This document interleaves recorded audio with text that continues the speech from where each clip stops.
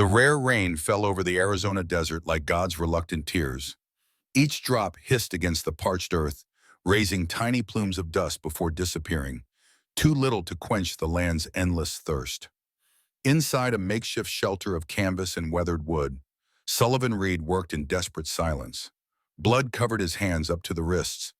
It gleamed darkly in the amber light of a single oil lamp, swinging gently from a hook above. The wounded Apache man on the table breathed in shallow, rapid gasps. His chest bore an ugly wound, the kind bullets make when they tear through flesh with no regard for what lives within. Sullivan's hands moved with the practiced precision of a man who had stitched together too many broken bodies. His brow furrowed in concentration beneath a lock of dark hair streaked prematurely with gray. Each stitch was placed carefully, deliberately. The work of a surgeon, not a blacksmith. Gunshots echoed in the distance. Sullivan's hands didn't falter, but his eyes darted toward the canvas door, a flash of fear crossing his weathered face. "Who are you?" the Apache man asked in a whisper, his English broken but clear.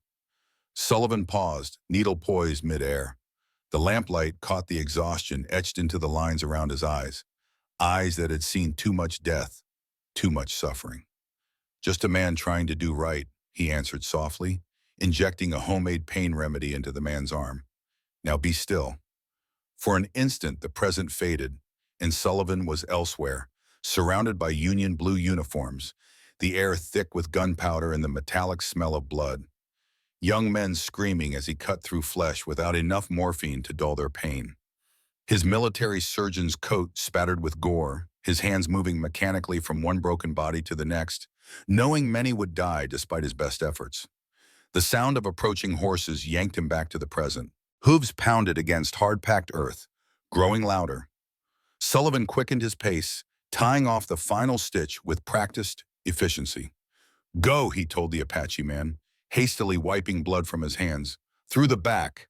Someone's waiting to take you to your people." As the wounded man slipped away through a rear opening, Sullivan hurriedly concealed his medical instruments beneath floorboards, worn smooth by years of similar deceptions. He stripped off his bloodied shirt, using it to wipe down the table before tossing it into the small stove in the corner. The door crashed open. Marshal Xavier Blackwood filled the doorframe, his tall figure silhouetted against the gray afternoon light. Two deputies flanked him, hands hovering near their holsters. Rain dripped from the brim of Blackwood's hat onto a face that might have been handsome once, before time and violence carved deep lines into it. "Dr. Reed," Blackwood drawled, his eyes methodically scanning the small cabin. "I know you've been helping those savages. This time I'll find proof." Sullivan stood his ground, bare-chested in the cool air, face impassive but for the slight tightening around his eyes. "I don't know what you're talking about, Marshal. I'm just a blacksmith now." Thunder rumbled overhead, as if the sky itself was holding its breath. Sullivan watched Blackwood and his men retreat toward town, knowing this confrontation was far from over. The marshal's words hung in the air like the gathering storm clouds, a promise of trouble yet to come. 2 weeks later, the late summer heat bore down on Redemption Springs, a dusty frontier town nestled in the foothills, 40 miles east of the territorial border. The drought had returned after the brief rain, baking the earth until it cracked like old leather. The main square, typically home to nothing more exciting than Sunday sermons and the occasional drunken dispute, now stirred with unusual activity. They called it an auction of war prisoners, but it was slavery dressed in frontier justice. Sullivan Reed stood at the window of the Frontier Saloon, a glass of untouched whiskey before him. Through the dusty panes, he watched townsfolk congregate in the square, their excitement palpable even from a distance. He remained apart, as he always did, a self-imposed exile among his own kind. The saloon's door swung open, bringing with it a gust of hot, dry air and Sherman Walsh. The ex-soldier's face bore a long scar from temple to jaw, a souvenir from Antietam. He moved towards Sullivan with the careful gait of a man who'd started drinking hours ago. "Why not join the entertainment, Doc?" Sherman asked, dropping heavily onto the stool beside Sullivan. "Oh, I forgot. You're a blacksmith these days." Sullivan didn't turn. "I don't find pleasure in others' misery." "You've changed since the war," Sherman said, signaling the barkeep for another drink. His hand trembled slightly, the way it always did now. Used to be you didn't care who they were, long as you could save them. From the square came the booming voice of the auctioneer. Next up, a young Apache medicine woman knows the healing secrets of the savages. Sullivan's jaw tightened. He left his whiskey untouched and stepped out into the harsh sunlight, squinting as his eyes adjusted. The crowd parted slightly before closing again behind him, like water around an unwelcome stone. On the rough wooden platform stood a young Apache woman. Her name was Ayana, though no one had bothered to ask. Her face was bruised, her wrists raw from rope burns, but her posture remained unbowed. Her dark eyes scanned the crowd with contempt rather than fear. She'll fetch a good price, someone muttered nearby. Those savage women know herbs that can cure just about anything. Or poison you in your sleep, another laughed. Marshal Blackwood stood at the edge of the crowd, arms crossed over his broad chest. A badge gleamed on his vest, catching the sunlight like a winking eye. He watched the proceedings with the satisfied smile of a man seeing his will made manifest. Who'll start the bidding at $20? The auctioneer called. The crowd jeered. 10 for damaged goods. 5, and that's being generous. I'll give you a bottle of whiskey for her.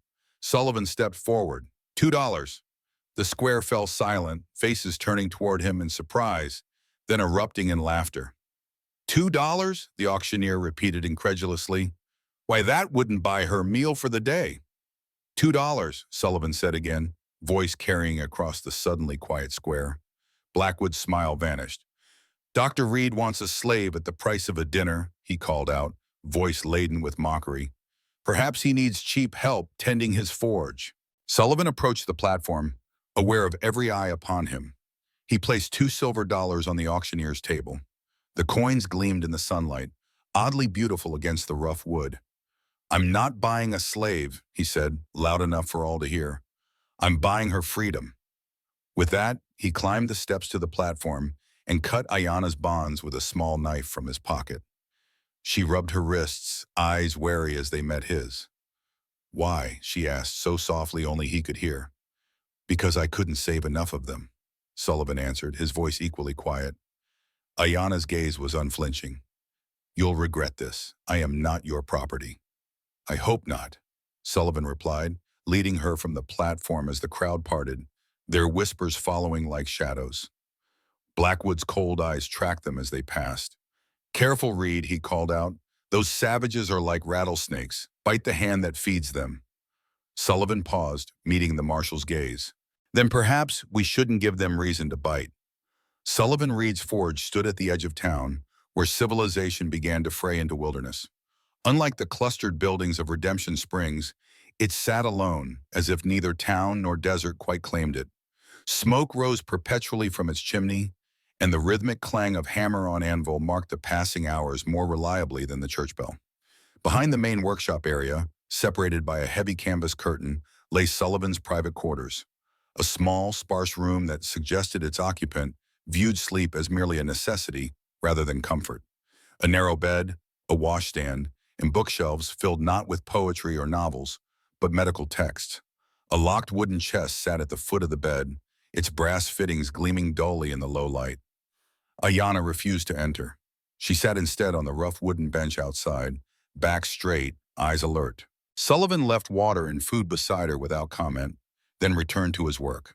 The evening air grew cool as the sun dipped below the horizon, painting the desert in copper and gold. Through the partially open door, Ayana observed Sullivan as he worked. His movements were precise, efficient, a man who wasted neither motion nor emotion. Occasionally, he would pause to consult one of his medical books, making notations in the margins with a stub of pencil. She saw what the townspeople either didn't notice or chose to ignore. His forge produced surprisingly few horseshoes or farm implements. Instead, he crafted delicate instruments whose purpose she recognized all too well. Surgical tools disguised as blacksmith's work. Night fell completely. The only sounds were the occasional pop from the dying forge fire and the lonely call of a coyote in the distance. Sullivan finally retired to his quarters, leaving Ayana alone under a blanket of stars. Hours later, a cry pierced the darkness. Ayana woke instantly, her hand reaching for a knife that was no longer there. The sound came again, a man's voice, raw with anguish. Save them! Too much blood! God, there's too much blood! She moved silently to the door, peering through the gap. Sullivan thrashed on his narrow bed, fighting invisible enemies. Sweat gleamed on his face in the faint moonlight streaming through the window. He was still caught in his nightmare when she withdrew, her expression thoughtful. Morning arrived with the harsh clarity particular to the desert. Sullivan emerged from his quarters, dark circles beneath his eyes suggesting his battles had continued long after he had fallen silent. He nodded briefly to Ayanna, surprised to find her still there, before starting his morning routine. He had just stoked the forge when a woman approached, carrying a covered basket. Rebecca Walsh was a slender woman with strength evident in her bearing. Years of frontier life had weathered her skin, but not dimmed the kindness in her eyes. She glanced at Ayanna with curiosity rather than judgment. Good morning, Mr. Reed, she said. I brought some bread to thank you for seeing Sherman home safely last night. Mrs. Walsh, Sullivan acknowledged with a nod, your husband just needed a shoulder to lean on. Rebecca's gaze shifted to Ayanna. You're the woman from the auction. She offered a gentle smile, unexpected as rain. I'm Rebecca.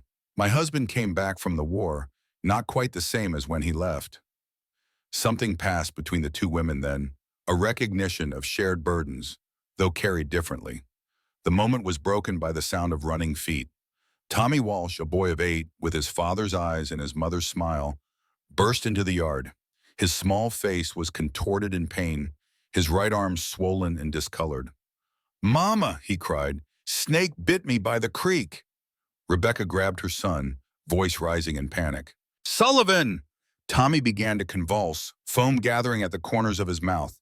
Sullivan froze, his eyes suddenly distant, haunted. The boy's cries became the screams of dying men in his mind, blood on his hands that never washed away. It was Ayanna who moved first. With swift, sure movements, she took the boy from his mother's arms, laying him on the bench. She extracted a small knife from Sullivan's belt, and before anyone could stop her, made a clean incision over the bite marks. She lowered her mouth to the wound, sucking out the venom and spitting it aside. Sullivan snapped back to the present, watching as Ayanna worked. She tore a strip from her dress, fashioning a tourniquet with practiced ease. I need yarrow, she said sharply. White flowers, feathery leaves, it grows near water. Rebecca ran to fetch it, returning moments later with the plant clutched in trembling hands. Ayanna crushed the leaves between 2 stones, mixing them with a little water to form a poultice she applied to the bite. Sullivan knelt beside them, checking the boy's pulse. He met Ayanna's eyes over Tommy's small body, an unspoken communication passing between healer and doctor. Together they worked, her traditional knowledge complementing his medical training. Gradually, Tommy's breathing steadied, his color improving. He'll sleep now, Ayanna told Rebecca. The danger has passed. Rebecca clutched Ayanna's hand, tears flowing freely. Thank you, thank you. After mother and son departed, Sullivan turned to Ayanna. You're a medicine woman. And you're a doctor, not a blacksmith, she replied evenly. We all have our secrets. Sullivan held her gaze for a long moment before reaching into his pocket. He withdrew a small iron key, offering it to her. There's a small room behind the forge. Night will be cold. As she hesitated, he added, I noticed how you combined the yarrow poultice with controlling the blood flow when treating Tommy. Your technique was different from anything I learned in medical school. And your suturing was too precise for a blacksmith, Ayanna replied, a hint of curiosity breaking through her wariness. You stabilized his pulse before treating the wound. Western doctors usually do the opposite. Sullivan nodded. Different approaches, same goal. Your people understand something mine have forgotten, that healing isn't just about the body. This small acknowledgement seemed to shift something between them, a tentative bridge across a vast divide. Why are you really helping me? Ayanna asked, not taking the key. Sullivan hesitated, then crossed to the chest at the foot of his bed. He unlocked it, removing an old, leather-bound journal. An Apache man taught me how to save lives during the war, he said quietly. I couldn't save him, but I kept the knowledge he shared. Ayanna took the journal, fingers tracing the unfamiliar handwriting. This is medicine from my people. Yes, Sullivan said simply, knowledge shouldn't die with the keeper. For the first time, Ayanna's expression softened slightly. No, she agreed, it shouldn't. Midnight brought the sound of horses and the orange glow of torches. Sullivan woke instantly, years of battlefield vigilance having honed his senses. The acrid smell of smoke reached him before the shouting began. Fire! The stables are burning! He burst from his quarters, barefoot and half-dressed, to find his small stable engulfed in flames. The heat hit him like a wall, driving him back momentarily. His single horse screamed in terror inside the burning structure. Without hesitation, Sullivan ran toward the blaze. The heat seared his lungs, but he pushed forward, finding the panicked animal and guiding it through the flames. Once the horse was safe, he turned to fighting the fire, hauling water from the nearby well in desperate buckets.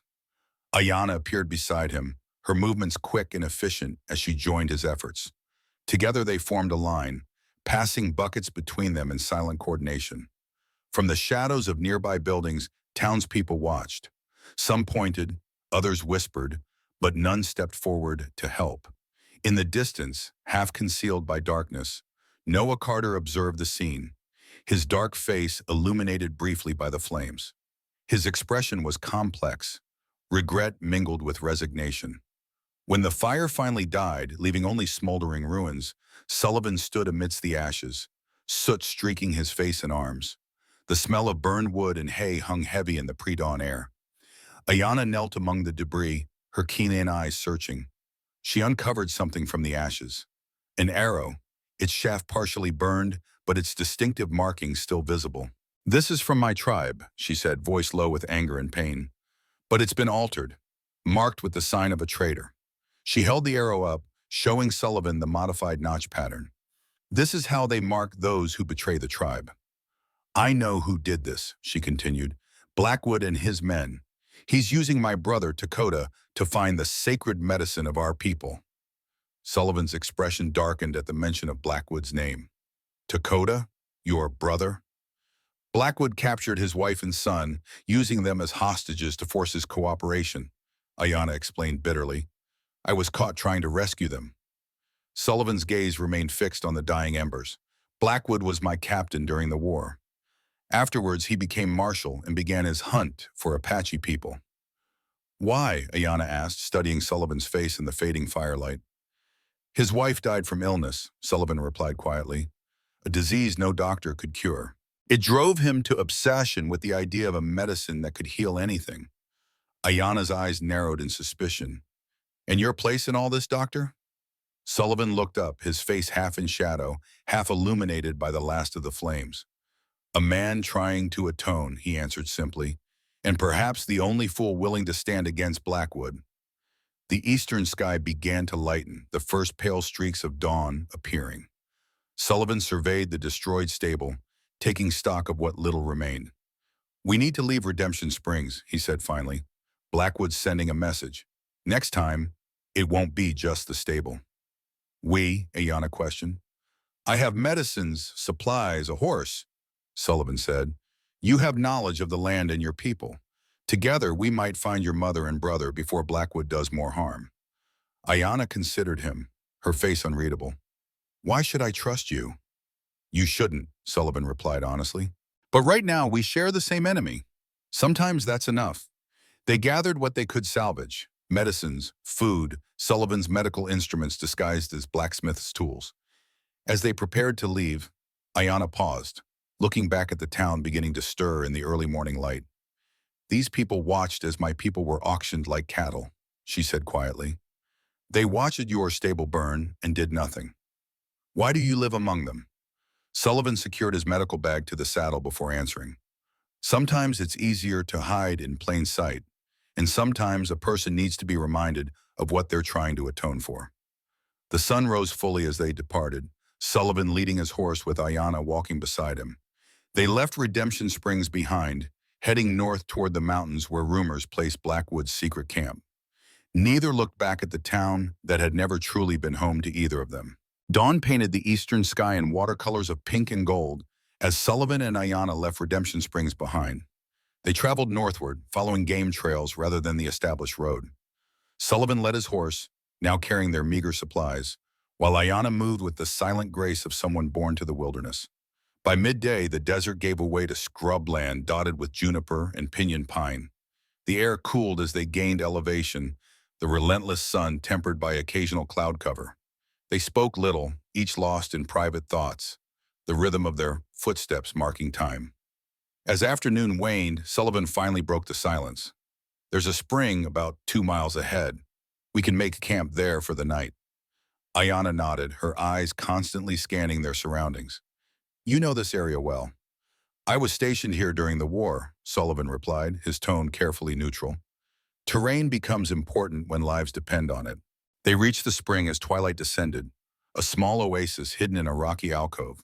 Clear water bubbled up from underground, forming a shallow pool before trickling away down the mountainside. Ancient cottonwoods provided natural shelter, their leaves whispering in the evening breeze. Sullivan tended to his horse while Ayana gathered firewood. They worked in efficient silence, establishing camp with the practiced ease of people accustomed to wilderness living. When flames finally licked upward from carefully arranged kindling, they sat on opposite sides, the fire between them both connection and barrier. Sullivan shared jerky and hardtack from his supplies. Ayana supplemented their meal with wild onions and cactus fruit she'd gathered along the way. The food was simple but nourishing. As darkness claimed the land completely, stars emerged overhead, brilliant points of light in a velvet sky untainted by town smoke. The night grew cold, as desert nights often do, the temperature dropping rapidly without the sun's warmth.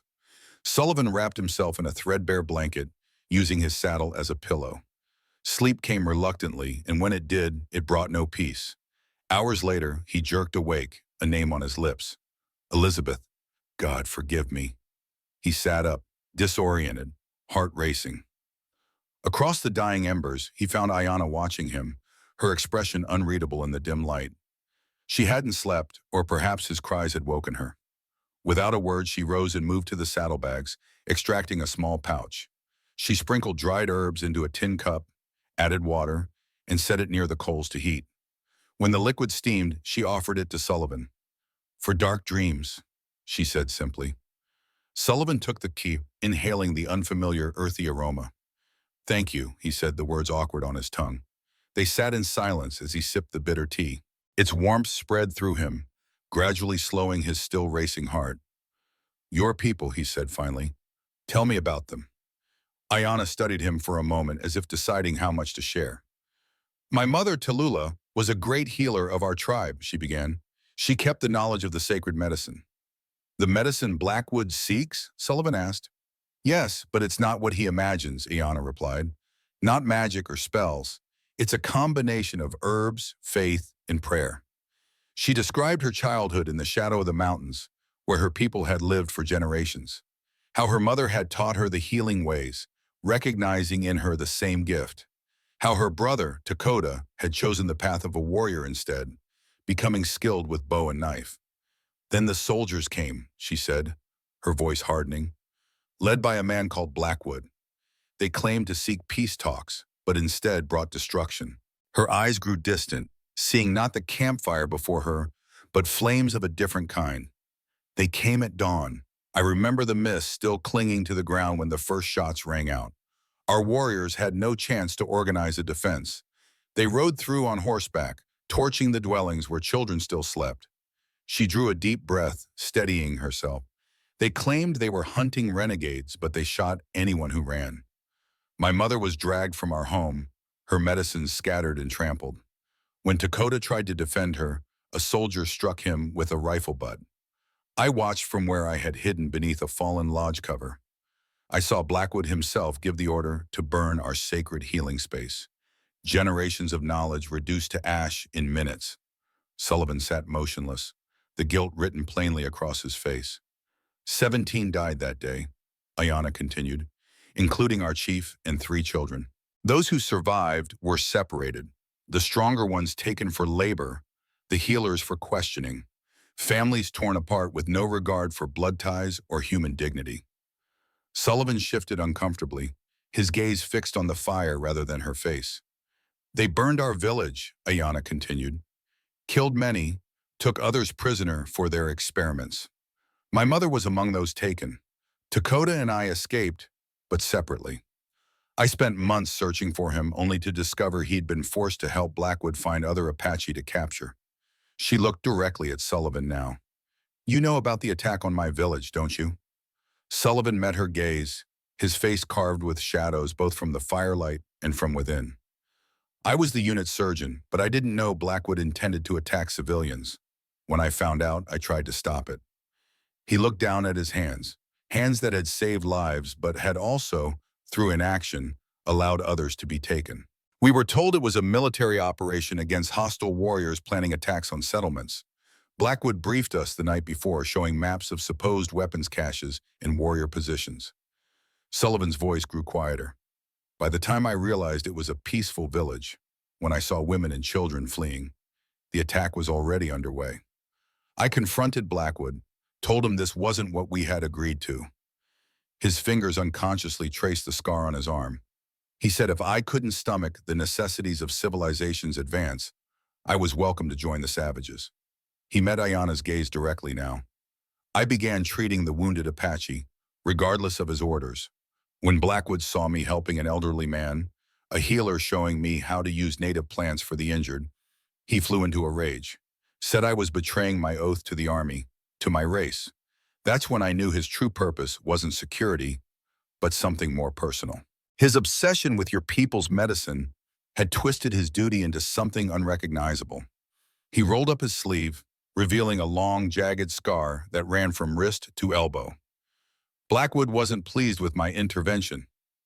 But you didn't stop them, Ayana said, her voice cold. No, Sullivan admitted, but I saved who I could, and I took evidence of his crimes. From inside his jacket, he withdrew a small, leather-bound book, a record of every experiment he conducted on Apache prisoners. Ayana took the journal with careful hands. Its pages were filled with precise handwriting, detailing procedures performed on subjects identified only by numbers. She scanned the entries, her expression growing increasingly horrified, until a familiar name caught her eye. Tallulah, she whispered, fingers tracing the neatly written words. Subject remains alive. Transferred to Station C for continued research. My mother, she's alive. Sullivan nodded. That entry is dated 6 months ago. If Blackwood still needs her knowledge, he'll keep her alive. Ayana closed the journal, clutching it tightly. Why did you keep this hidden? This could have exposed his crimes. I tried, Sullivan said wearily. Reported him to command, but the war was ending. No one wanted another scandal. When I persisted, he gestured to his scarred arm. Blackwood arranged an accident during surgery. Left me for dead in an Apache territory. By the time I recovered, he'd been appointed marshal and was beyond my reach. So you became a blacksmith, Ayana said, understanding dawning in her eyes. A man who might be forgotten, Sullivan confirmed. While I gathered evidence and treated those Blackwood hunted, Ayana was silent for a long time, weighing his words against years of justified distrust. Finally, she reached a decision. If my mother lives, we will find her. And if you truly wish to atone, you will help me free her and the others Blackwood holds.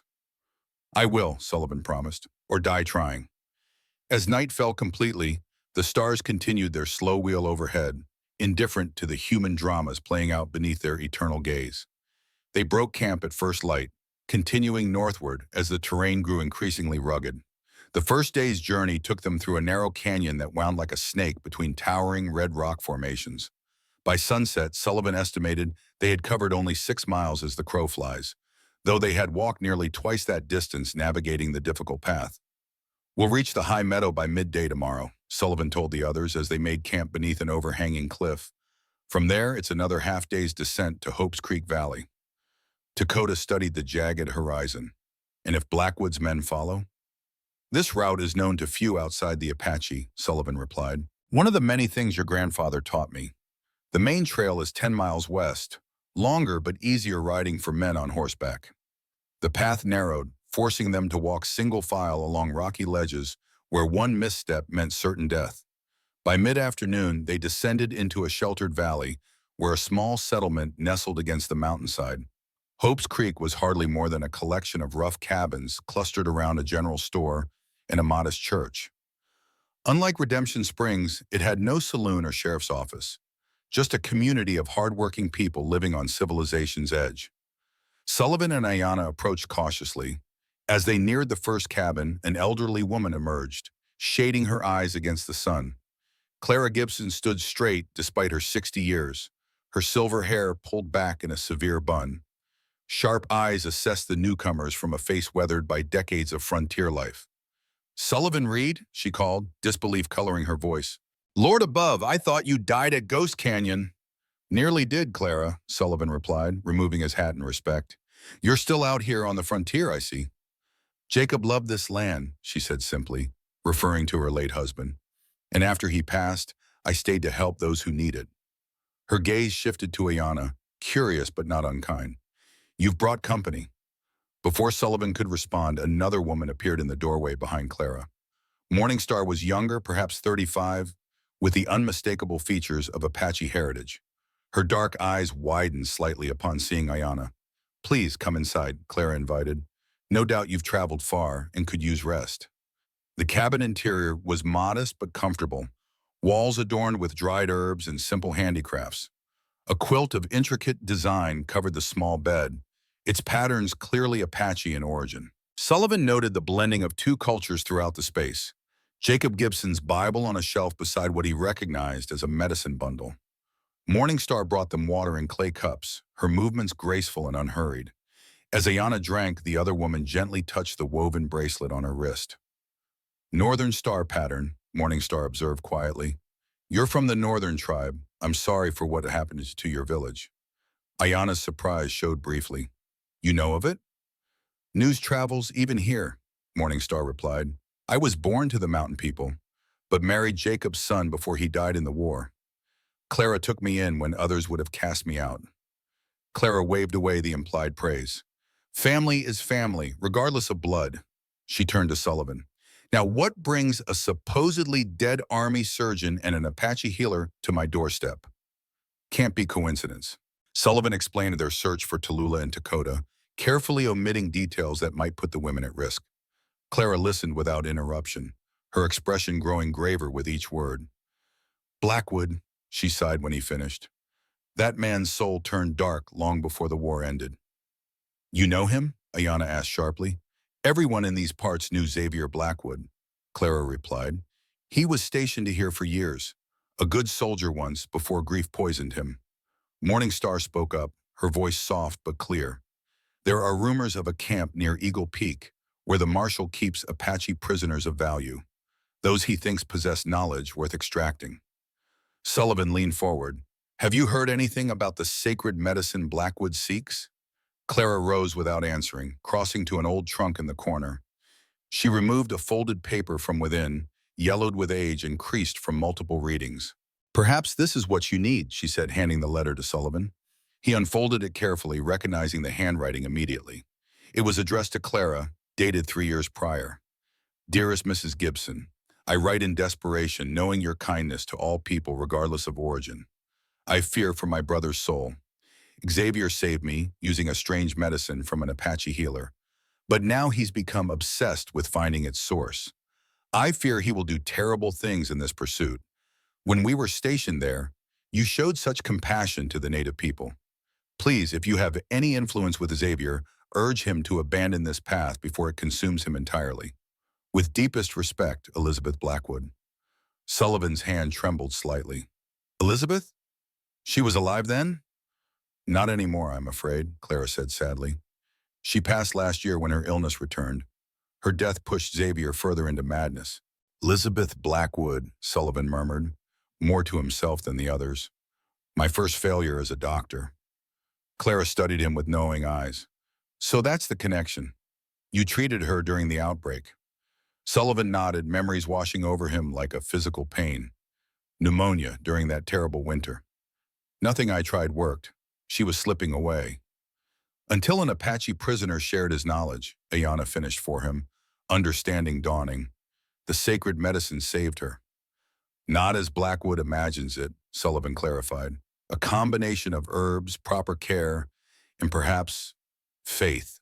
He looked at Ayanna. "A prisoner named Maka taught me. We exchanged medical knowledge when no one was watching." Ayanna's breath caught. "Maka?" My grandfather, whom we believe died in the first raids. Sullivan's expression shifted to one of surprise, then profound regret. He spoke often of his granddaughter with the healer's gift. I never made the connection. What happened to him? Ayanna asked, though her eyes suggested she already feared the answer. Blackwood discovered he was helping me, Sullivan replied quietly. Ordered his execution, but I helped him escape. That's when I was wounded and left for dead. A long silence followed, broken eventually by Morningstar. If you seek Blackwood's camp, you must go with great caution. He has many men, all loyal or well paid for their silence. We'll leave at first light, Sullivan decided. Clara, is there somewhere we can rest tonight? The back room is yours, Clara offered. But before you go, there's something else you should know. Her gaze settled on Ayanna. Rumors say your brother's son, he's not fully Apache, Oz. The child has unusual eyes, Oz. Ayanna frowned. What are you suggesting? Only that Blackwood's interest in your family might run deeper than medicine, Claire replied carefully. Old secrets have a way of surfacing, especially in these mountains.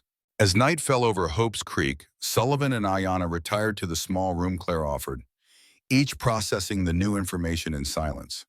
Outside, an owl called into the darkness, its lonely voice echoing against the canyon walls. Inside, two people from different worlds contemplated the strange paths that had brought them together and wondered where those paths might lead. The journey to Eagle Peak took them through increasingly wild country. Sullivan recognized landmarks from his army days, though he spoke little of it. They traveled mainly at night, resting during daylight hours in concealed locations.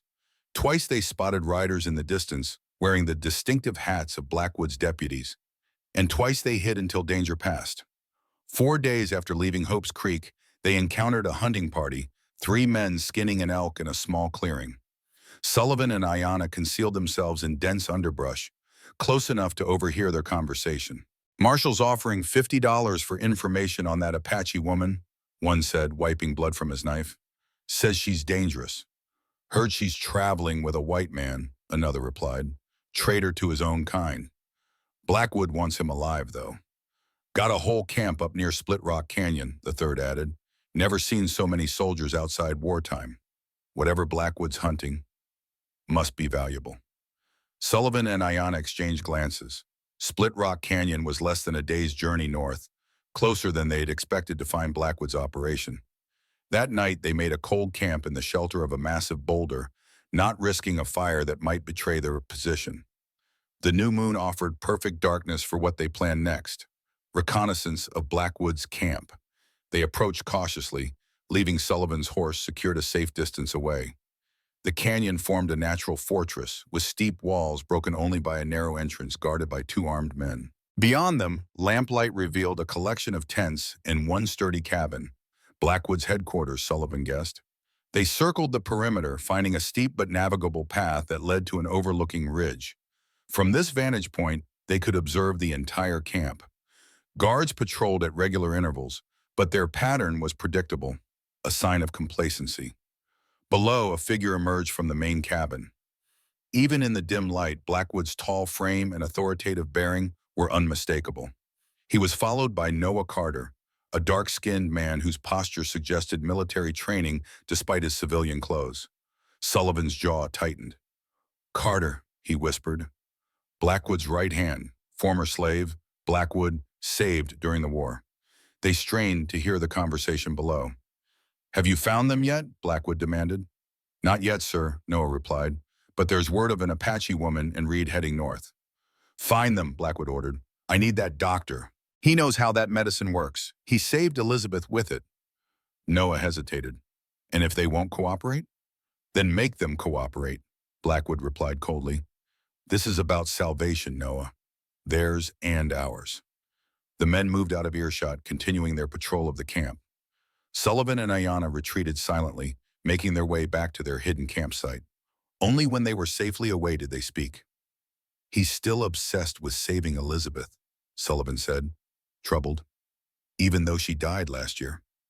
Or perhaps because she died, Ayanna suggested, grief can distort a man's mind, make him chase impossibilities. Sullivan nodded slowly. He believes if he can recreate the medicine that saved her once, he can bring her back somehow, or at least save others like her. Tell me about Elizabeth, Ayanna said, and how you saved her. Sullivan leaned against the boulder, face half hidden in shadow. She was young, barely 20, contracted severe pneumonia during a harsh winter. Traditional treatments failed. Bloodletting, mercury, all useless. She was days from death. But you saved her using Apache medicine, Ayanna prompted. Maka taught me, Sullivan confirmed. He was a prisoner, but possessed deep medical knowledge. We began to exchange information, my surgical techniques for his herbal remedies. Together, we created a treatment that saved Elizabeth. What happened to my grandfather? Ayanna asked, though her tone suggested she already knew. Sullivan's expression darkened with regret. Blackwood discovered our collaboration. He ordered Maka's execution, but I couldn't let that happen. I helped him escape, provided supplies and directions to neutral territory. And for that, Blackwood tried to kill you, Ayanna concluded. He arranged an accident during surgery, Sullivan said, unconsciously touching the scar on his arm. Left me for dead in Apache territory, probably hoping I'd be killed as an enemy. Instead, I was found by settlers who needed a doctor more than they needed vengeance. Ayanna was silent for a long moment. My grandfather made it to safety, she said finally. He returned to our people months later, sharing new medical knowledge before he died of natural causes. You gave him that time. Sullivan looked up, surprised by the absence of accusation in her voice. I gave him far less than I took from your people. Perhaps, Ayanna acknowledged, but Maka taught that our greatest enemy is not other people, but the fear within ourselves. You are fighting that fear, Sullivan read. For the first time since they'd met, she used his name without coldness or suspicion. It hung in the air between them, an acknowledgement of something shifting between enemy and ally. My grandfather would record your surgical techniques in this, she said suddenly, pulling a small leather-bound journal from her waist pouch. Its pages were filled with detailed drawings of plants alongside what Sullivan recognized as anatomical sketches, surprisingly accurate ones. He believed true healing came from understanding both traditions, she continued, turning to a page showing a human heart alongside various herbs. He taught that Apache medicine treats the spirit within the body, while your medicine treats the body without seeing the spirit. Together they form something more powerful than either alone, Sullivan finished, studying the intricate drawings with newfound appreciation. The precision rivaled medical texts he'd studied at university. He always said the greatest disease afflicting both our peoples was the sickness of division, Ayanna said, carefully returning the journal to her pouch. Perhaps that's the wound that needs healing most. Tomorrow, Sullivan said after a moment, we find a way into that camp. Your mother and brother might be there. And if they're not, Ayanna asked, then we find someone who knows where they are, Sullivan replied, a hardness entering his voice that hadn't been there before. One way or another, we end Blackwood's hunt. They slept in shifts that night, each keeping watch while the other rested. Above them, stars wheeled in their ancient patterns, indifferent to the human struggles below. In the distance, a wolf howled, a lonely sound that seemed to echo the desolation of the land and the hearts that traversed it. Dawn found them concealed on the ridge overlooking Blackwood's camp, watching the morning routine unfold. Prisoners, all Apache, were brought out from a stone building Sullivan hadn't noticed in the darkness. They were put to work carrying water, chopping wood, and tending to the horses. Guards watched with rifles ready, their postures suggesting they expected trouble. I don't see my mother or Dakota, Ayanna whispered, scanning each face with desperate hope. There, Sullivan pointed to a separate cabin, smaller than Blackwood's headquarters. That building has its own guard. Important prisoners would be kept isolated. They retreated to plan their next move. A frontal approach was suicide, but Sullivan had noticed a weakness in the patrol pattern, a brief window when the northeastern perimeter was unwatched during guard changes. We'll go tonight, he decided. New moon makes for good cover. I'll create a distraction at the main entrance while you slip in through that blind spot. And once inside, Ayanna questioned. Find your family, Sullivan said simply. I'll handle Blackwood. They spent the day preparing, fashioning crude weapons from what nature provided, and reviewing the camp layout until both could visualize it perfectly. As sunset approached, they moved into position, waiting for darkness to complete its descent. Their plan never had the chance to unfold. As twilight deepened, the crack of a rifle shot shattered the silence. A bullet splintered the bark inches from Sullivan's head. "Down!" he shouted, pulling Ayanna behind a fallen log as more shots followed. Men materialized from the surrounding forest, at least 6 of Blackwood's deputies, who had clearly been tracking them. Sullivan drew his revolver, returning fire with practiced precision. 2 attackers fell, but the others kept coming, forcing Sullivan and Ayanna to retreat deeper into the woods. They ran, ducking between trees as bullets whizzed past. Sullivan moved with the tactical awareness of a trained soldier, not a mere doctor, covering their escape with well-placed shots. A clearing appeared ahead, a fatal trap of open space. Sullivan veered sharply left, pulling Ayanna into a narrow ravine. They pressed themselves against the earthen wall, breathing hard as footsteps pounded overhead. "Circle back," a voice commanded. "They're headed for the river." When the sounds faded, Sullivan checked his revolver, 2 bullets remaining. He met Ayanna's questioning gaze with a grim smile. "Never said I was just a doctor." She studied him in the fading light. "No, you didn't." They waited until full darkness before moving again, making their way to a small cave Sullivan remembered from his army days. Inside, they were safe from immediate pursuit, though both knew it was temporary sanctuary at best. Ayanna built a small, smokeless fire using dry moss and twigs. By its meager light, she examined a grazing bullet wound on Sullivan's shoulder. As she cleaned it with water from his canteen, her fingers traced another scar beneath his torn shirt, the distinctive brand of an elite military unit. "You're not just a doctor," she said, voice hardening. "You're one of Blackwood's hunters." Sullivan didn't deny it. "I was, before I knew what the mission really was." Her hand stilled on his shoulder. "Explain." "I joined the army to save lives, not take them," Sullivan began, wincing as she continued cleaning his wound. "Blackwood recruited me to his special unit because of my medical skills. Said we'd be civilizing savage territories." "And the truth?" Ayanna pressed him. "We weren't bringing civilization, but death," Sullivan said bitterly. "I realized too late, after witnessing too many innocent people die, including your family." Ayanna tied off the bandage with perhaps more force than necessary. "Did you kill anyone directly?" "Not with a gun," Sullivan answered honestly, "but through silence, in obedience for too long." "Yes." The fire crackled between them, casting dancing shadows on the cave walls. Outside, the wind picked up, carrying the distant howl of coyotes. "You became a blacksmith to hide," Ayanna said. "Not from Blackwood, but from yourself." "Partly," Sullivan admitted, "but also to help those he hunted. As a doctor openly opposing Blackwood, I'd have been killed. As a blacksmith with medical knowledge, I could treat people in secret." Ayanna considered this, her expression unreadable in the flickering light. "My grandfather said our worst enemy is fear within ourselves." She repeated her earlier words. "You still carry that fear," Sullivan read. "Yes," he acknowledged, "and I suspect I always will." She studied him for a long moment, then reached a decision. From a pouch at her waist, she withdrew a small object wrapped in deerskin. Unwrapping it revealed a carved wooden amulet on a leather cord. "This belonged to Maka," she said, placing it around Sullivan's neck. "He said it helped him see truth when fear clouded his vision. Perhaps it will do the same for you." Sullivan touched the amulet, surprised by the gesture. "Thank you." "Don't thank me yet," Ayanna replied. "We still have to survive Blackwood's men to find my family."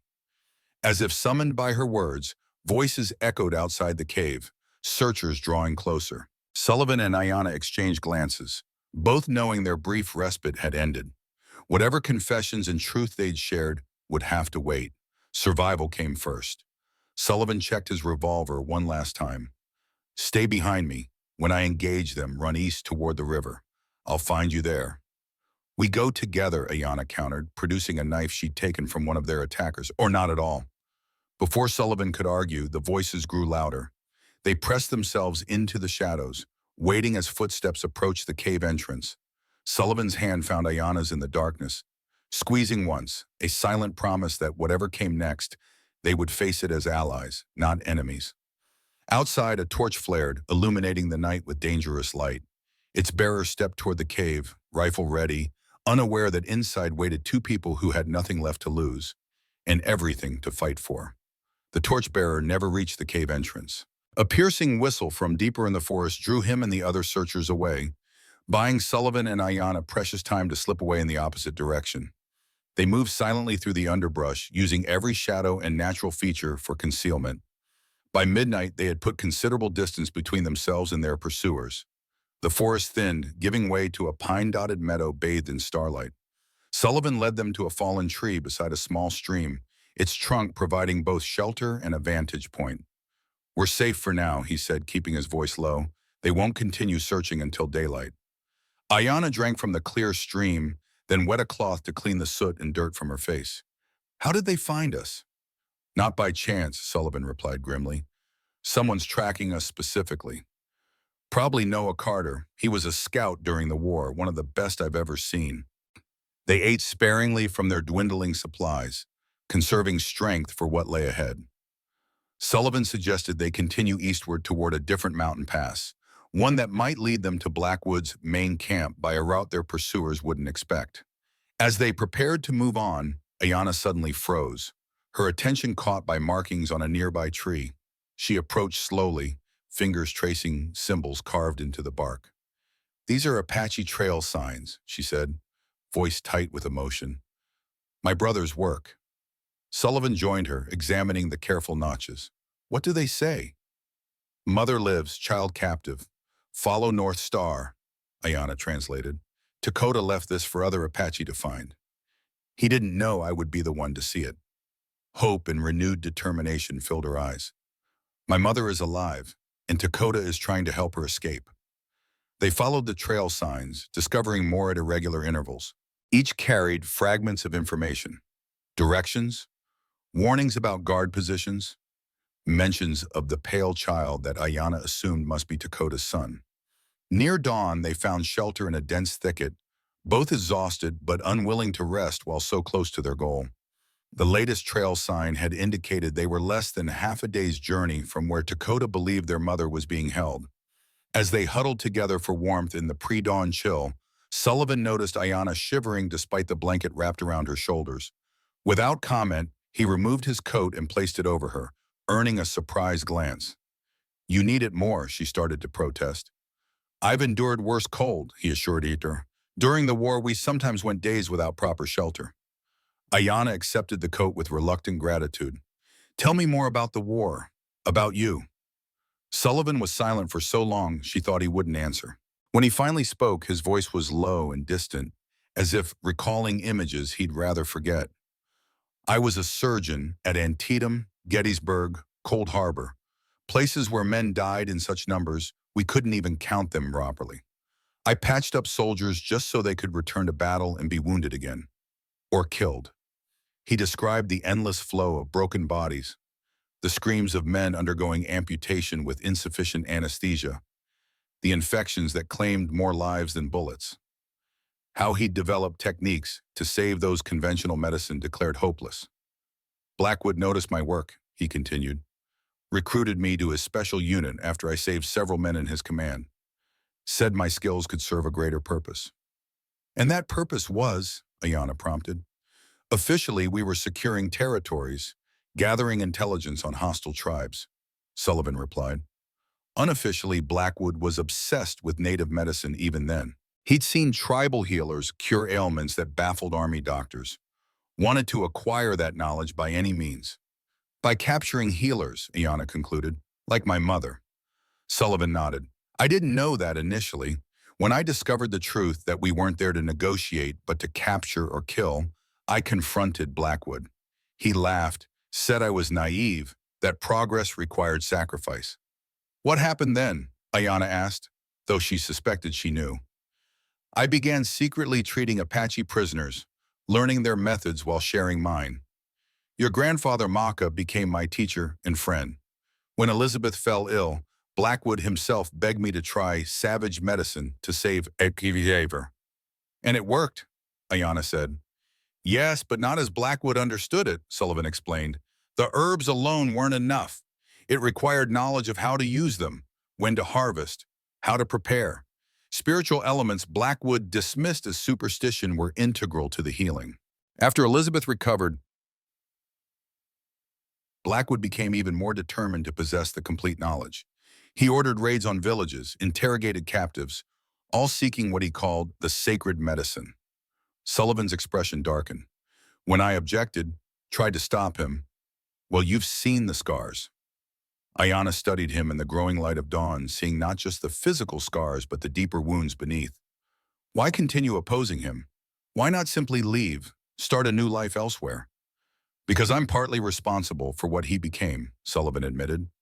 My treatment of Elizabeth convinced him such medicine was possible.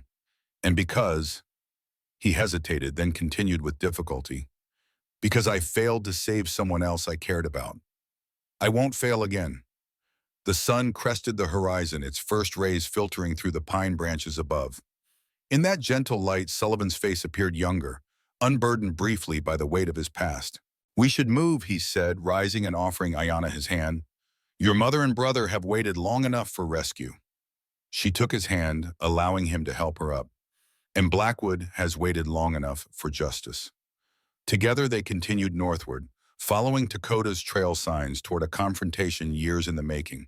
Neither knew what awaited them, but both understood that whatever happened next would forever alter the course of their lives, and perhaps bring healing to wounds deeper than either had dared acknowledge.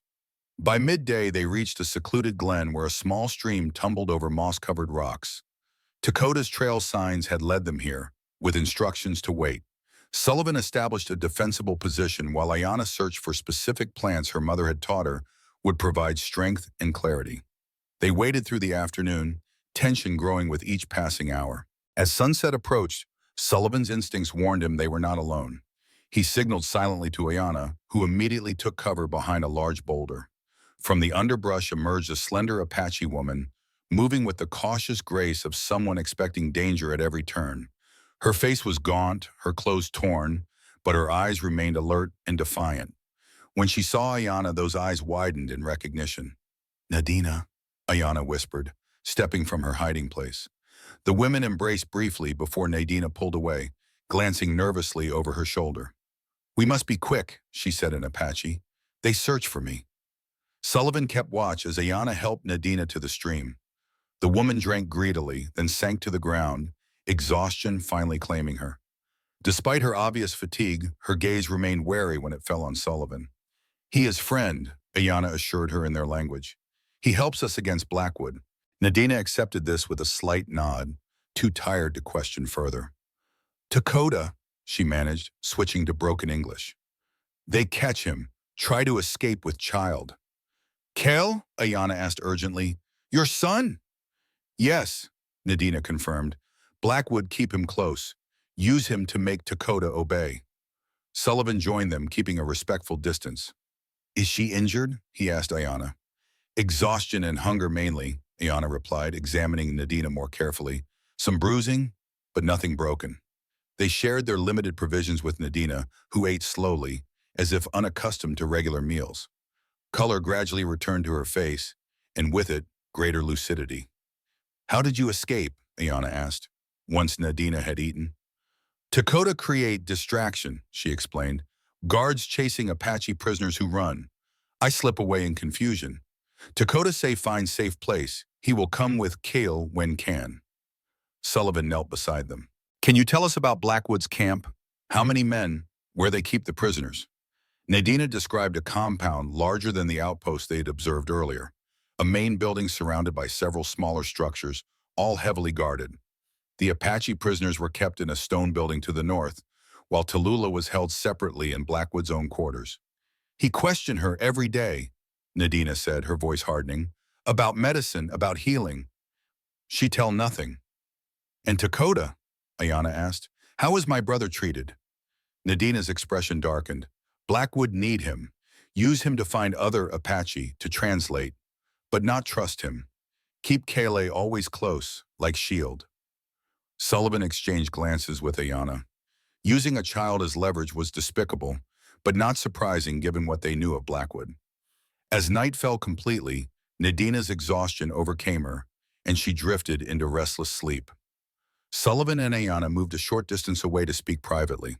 "We need to adjust our plan," Sullivan said quietly. "This main compound sounds much more heavily guarded than the outpost."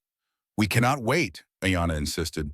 If Blackwood has discovered Dakota helped Nadina escape, he may punish him, or the child. Sullivan nodded grimly. Agreed, but we need more information. He hesitated, then added, there's something about this that doesn't add up. Blackwood is obsessed, yes, but he's not stupid. Why focus so intently on your family specifically? There are other Apache healers. Nadina's voice startled them both. Because of the child, she said, having awakened and approached silently. Kaylee, not just any child. Ayana turned to her. What do you mean? Nadina seemed to struggle with herself, weighing some internal decision. Finally she spoke, her voice barely above a whisper. Kale is grandson of Blackwood. Sullivan's sharp intake of breath matched Ayana's stunned silence. Dakota is son of Blackwood, Nadina continued, with Apache woman many years ago. That's impossible, Sullivan protested. Blackwood has always despised the Apache. Not always, Nadina replied. Before war, he loved Apache woman named Singing Bird. She captured in raid when carrying child, but escaped before Dakota born. Never tell Blackwood about son. Ayana struggled to process this revelation. Dakota is my brother. We share the same mother, Tallulah. Yes, Nadina confirmed. Singing Bird was daughter of Tallulah, sister of Maka. She died when Dakota small. Tallulah raised him as own son. Sullivan's mind raced, memories rearranging themselves in light of this new information. Blackwood spoke once of a native woman who escaped, said she was the only one who ever outwitted him. He searched for her for years. Does Blackwood know? Ayana asked urgently. About Dakota being his son? Not until recently, Nadina replied. Kaylee born with eyes like Blackwood, one blue, one brown. When captured, Blackwood see this, become suspicious, force Dakota to admit truth. And how did Blackwood react? Sullivan asked.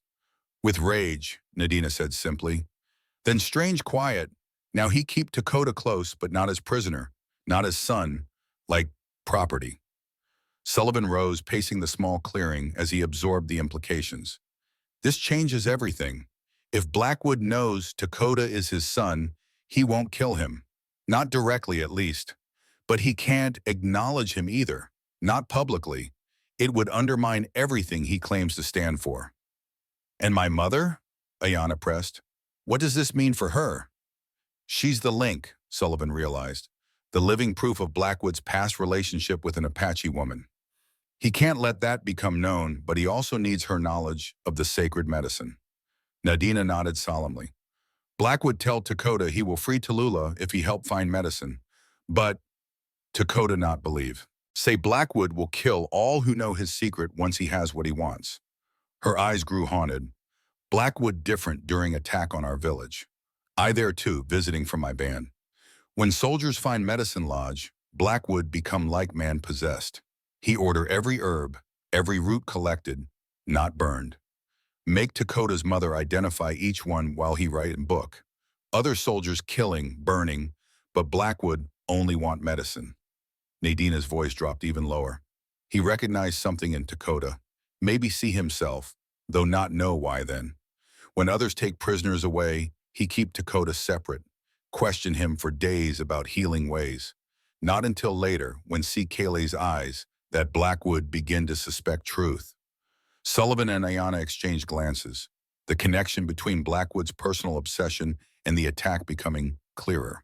This wasn't just military action against a perceived enemy. It had been a calculated raid to acquire specific knowledge, with the destruction serving as cover for Blackwood's true purpose. The three fell silent, each contemplating the dangerous knowledge they now possessed. It was a weapon against Blackwood, but one that might prove as dangerous to wield as to withhold. We need to move now, Sullivan finally decided, tonight, using this information and what Nadina has told us about the compound. I come too, Nadina insisted, for my son. Sullivan glanced at Ayana, who nodded. We'll need every advantage, she said, and a mother fighting for her child is a force even Blackwood should fear. As they gathered their few possessions and prepared to depart, Sullivan found himself touching the wooden amulet Ayana had given him, Maka's talisman for seeing truth through fear. The irony wasn't lost on him that the old healer's wisdom had led them to a truth more complex and dangerous than any of them had imagined. The three figures slipped into the night, moving northward toward Blackwood's compound. Behind them, the abandoned campfire smoldered, its embers dying slowly like the last remnants of simpler truths and easy assumptions they'd once held. The skies darkened as Sullivan, Ayana, and Nadina approached Blackwood's compound, clouds gathering over the mountains like harbingers of the coming confrontation. Thunder rumbled in the distance, promising a rare summer storm. Sullivan took it as both blessing and omen. The rain would reduce visibility, covering their approach, but would also make their escape more challenging. They established a vantage point on a forested ridge overlooking the compound. It was larger than Sullivan had anticipated. A main building constructed of sturdy logs, three smaller cabins, a stable, and a stone structure Nadina identified as the prisoner quarters.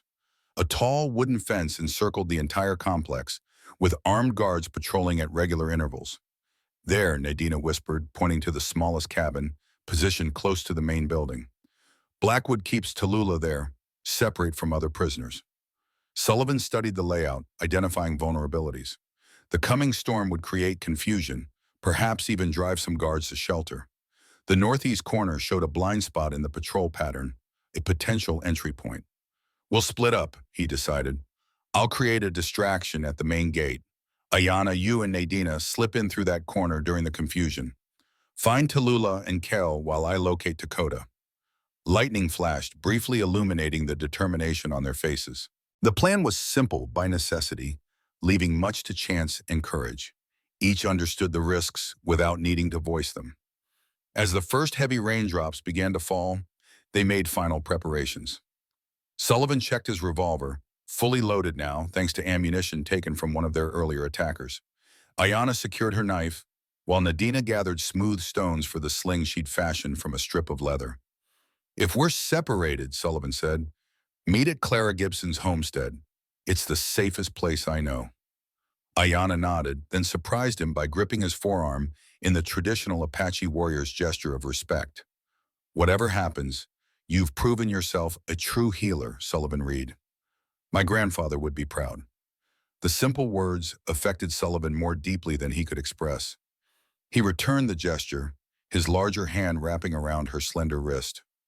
It has been my honor to fight alongside you, Ayana. The rain increased, becoming a steady downpour that soaked them to the skin. They descended the ridge, separating at the bottom to approach the compound from different directions. Sullivan circled west, while Ayana and Nadina moved toward the northeastern corner. Sullivan reached the main road leading to the compound's gate. He waited until a particularly loud crack of thunder, then emerged from the trees, staggering as if drunk or injured. The two guards at the gate raised their rifles. Help! Sullivan called, letting rain plaster his hair to his forehead. Ambush! Apache raiders! My wagon! The guards exchanged glances, suspicious but unable to ignore a white man's plea for assistance. One stepped forward while the other remained at his post. Where? The guard demanded. Half-mile back! Sullivan gasped, clutching his side as if wounded. My wife, please! The first guard turned to his companion. Get Carter.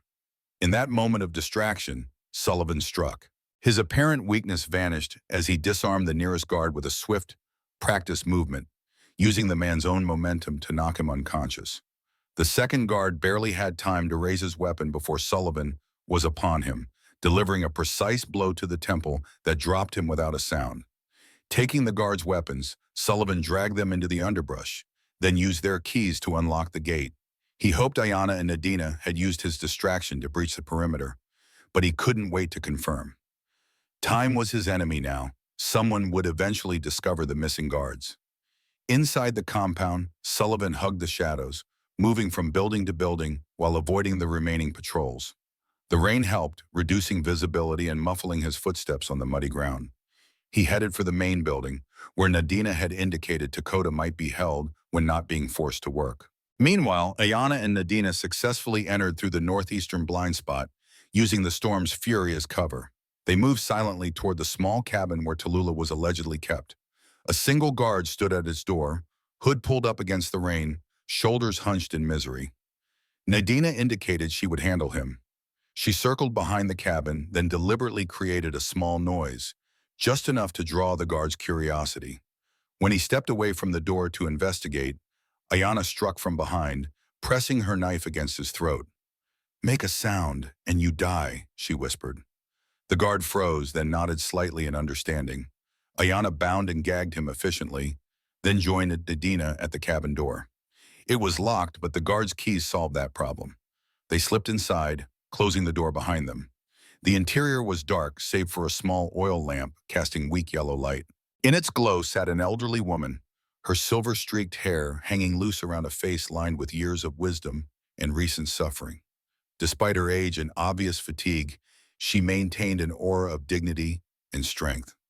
"Mother," Ayana whispered, rushing forward. Tallulah looked up, disbelief giving way to joy as she recognized her daughter. "My child," she murmured, embracing Ayana with trembling hands. "I knew you would come." Their reunion was necessarily brief. Nadina explained the situation rapidly in their native tongue, emphasizing the need for immediate departure. Tallulah nodded understanding, but her expression grew troubled.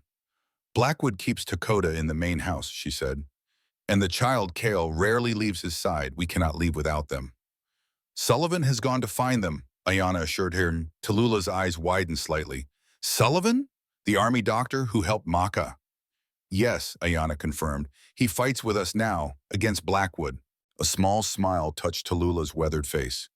"Then perhaps the sacred medicine has already begun its work." In the main building, Sullivan moved cautiously through dark corridors, pausing at each doorway to listen. Most rooms were empty, offices or storage spaces. He was beginning to fear Dakota had been moved when he heard voices from behind a heavy oak door at the corridor's end. "You know what I want?" Blackwood's voice, unmistakable in its cold authority. "Tell me where the sacred medicine is kept, and this ends." "I've told you," came another voice, younger but equally firm. "There is no single medicine as you imagine it. The healing comes from many sources, properly combined." Sullivan recognized this must be Dakota. He approached silently, testing the door handle. Locked, as expected. "Don't test my patience, boy," Blackwood growled. "You may carry my blood, but that won't save you if you continue to defy me." "What will you do?" Dakota challenged. "Kill your own son? Add that sin to the others on your soul?" A sharp sound, flesh striking flesh, followed by a heavy thud.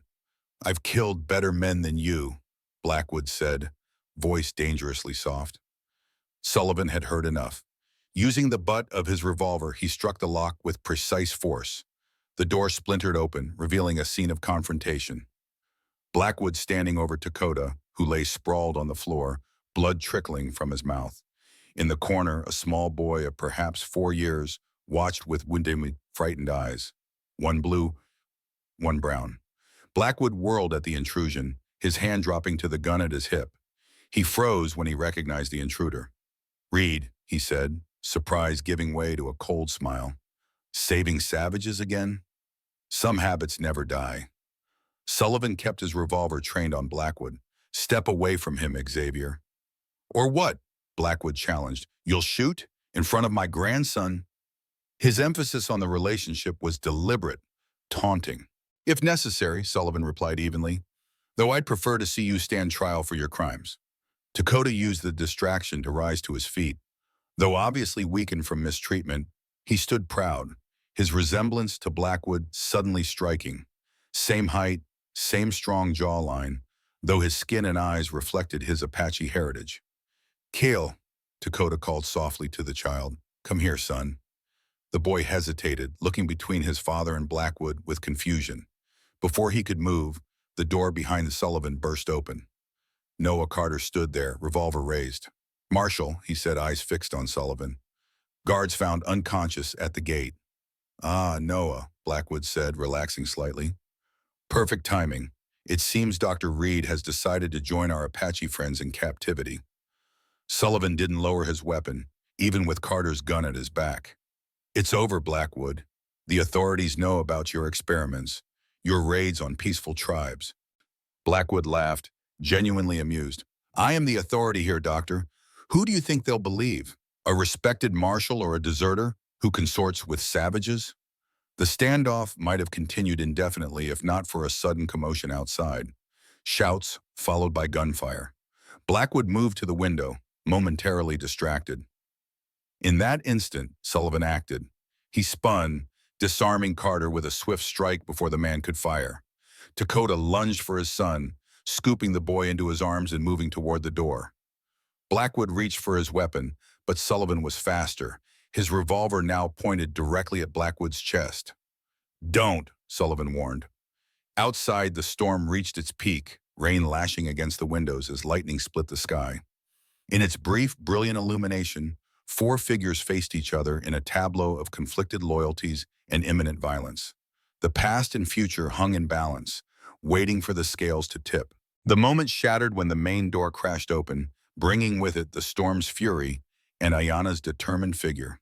Behind her came Tallulah, supported by Nadina, all three women drenched from the downpour. Blackwood's expression shifted from surprise to calculation as he assessed the new arrivals. His gaze lingered on Tallulah, a complex emotion crossing his features before hardening once more into cold resolve. "The family reunion is complete," he said mockingly. "How convenient." Sullivan maintained his aim, but the situation had grown more volatile with the presence of the women and child. "It's over, Xavier," he repeated. "Let us leave, and perhaps you can salvage something from this mess." "Salvage?" Blackwood laughed, a bitter sound that held no humor. "What do you know of salvaging, Reed? You ran when things became difficult. I stayed. I built something from ruins." "You built a prison," Ayana interjected, her voice steady despite the tension. "A prison for my people and for yourself." Blackwood's attention shifted to her, eyes narrowing. "The troublesome daughter? You've caused me considerable inconvenience, girl. And I'll cause more before we're done," she promised. The standoff might have continued, but Tallulah stepped forward, her aged frame somehow commanding the room's attention. She approached Blackwood without fear, stopping just beyond arm's reach. "Xavier Blackwood," she said, her voice carrying the weight of years and suffering. "I have watched you destroy lives in pursuit of what you do not understand." "I understand perfectly," Blackwood snapped. "Your people possess medical knowledge that could save thousands, knowledge you selfishly withhold." "No," Tallulah said firmly. "You seek a magic cure, a single medicine to conquer death itself. But this does not exist as you imagine it." "You're lying." Blackwood's composure cracked slightly. "I've seen it work. It saved Elizabeth when nothing else could." "It saved her because the one who administered it loved her," Tallulah explained gently.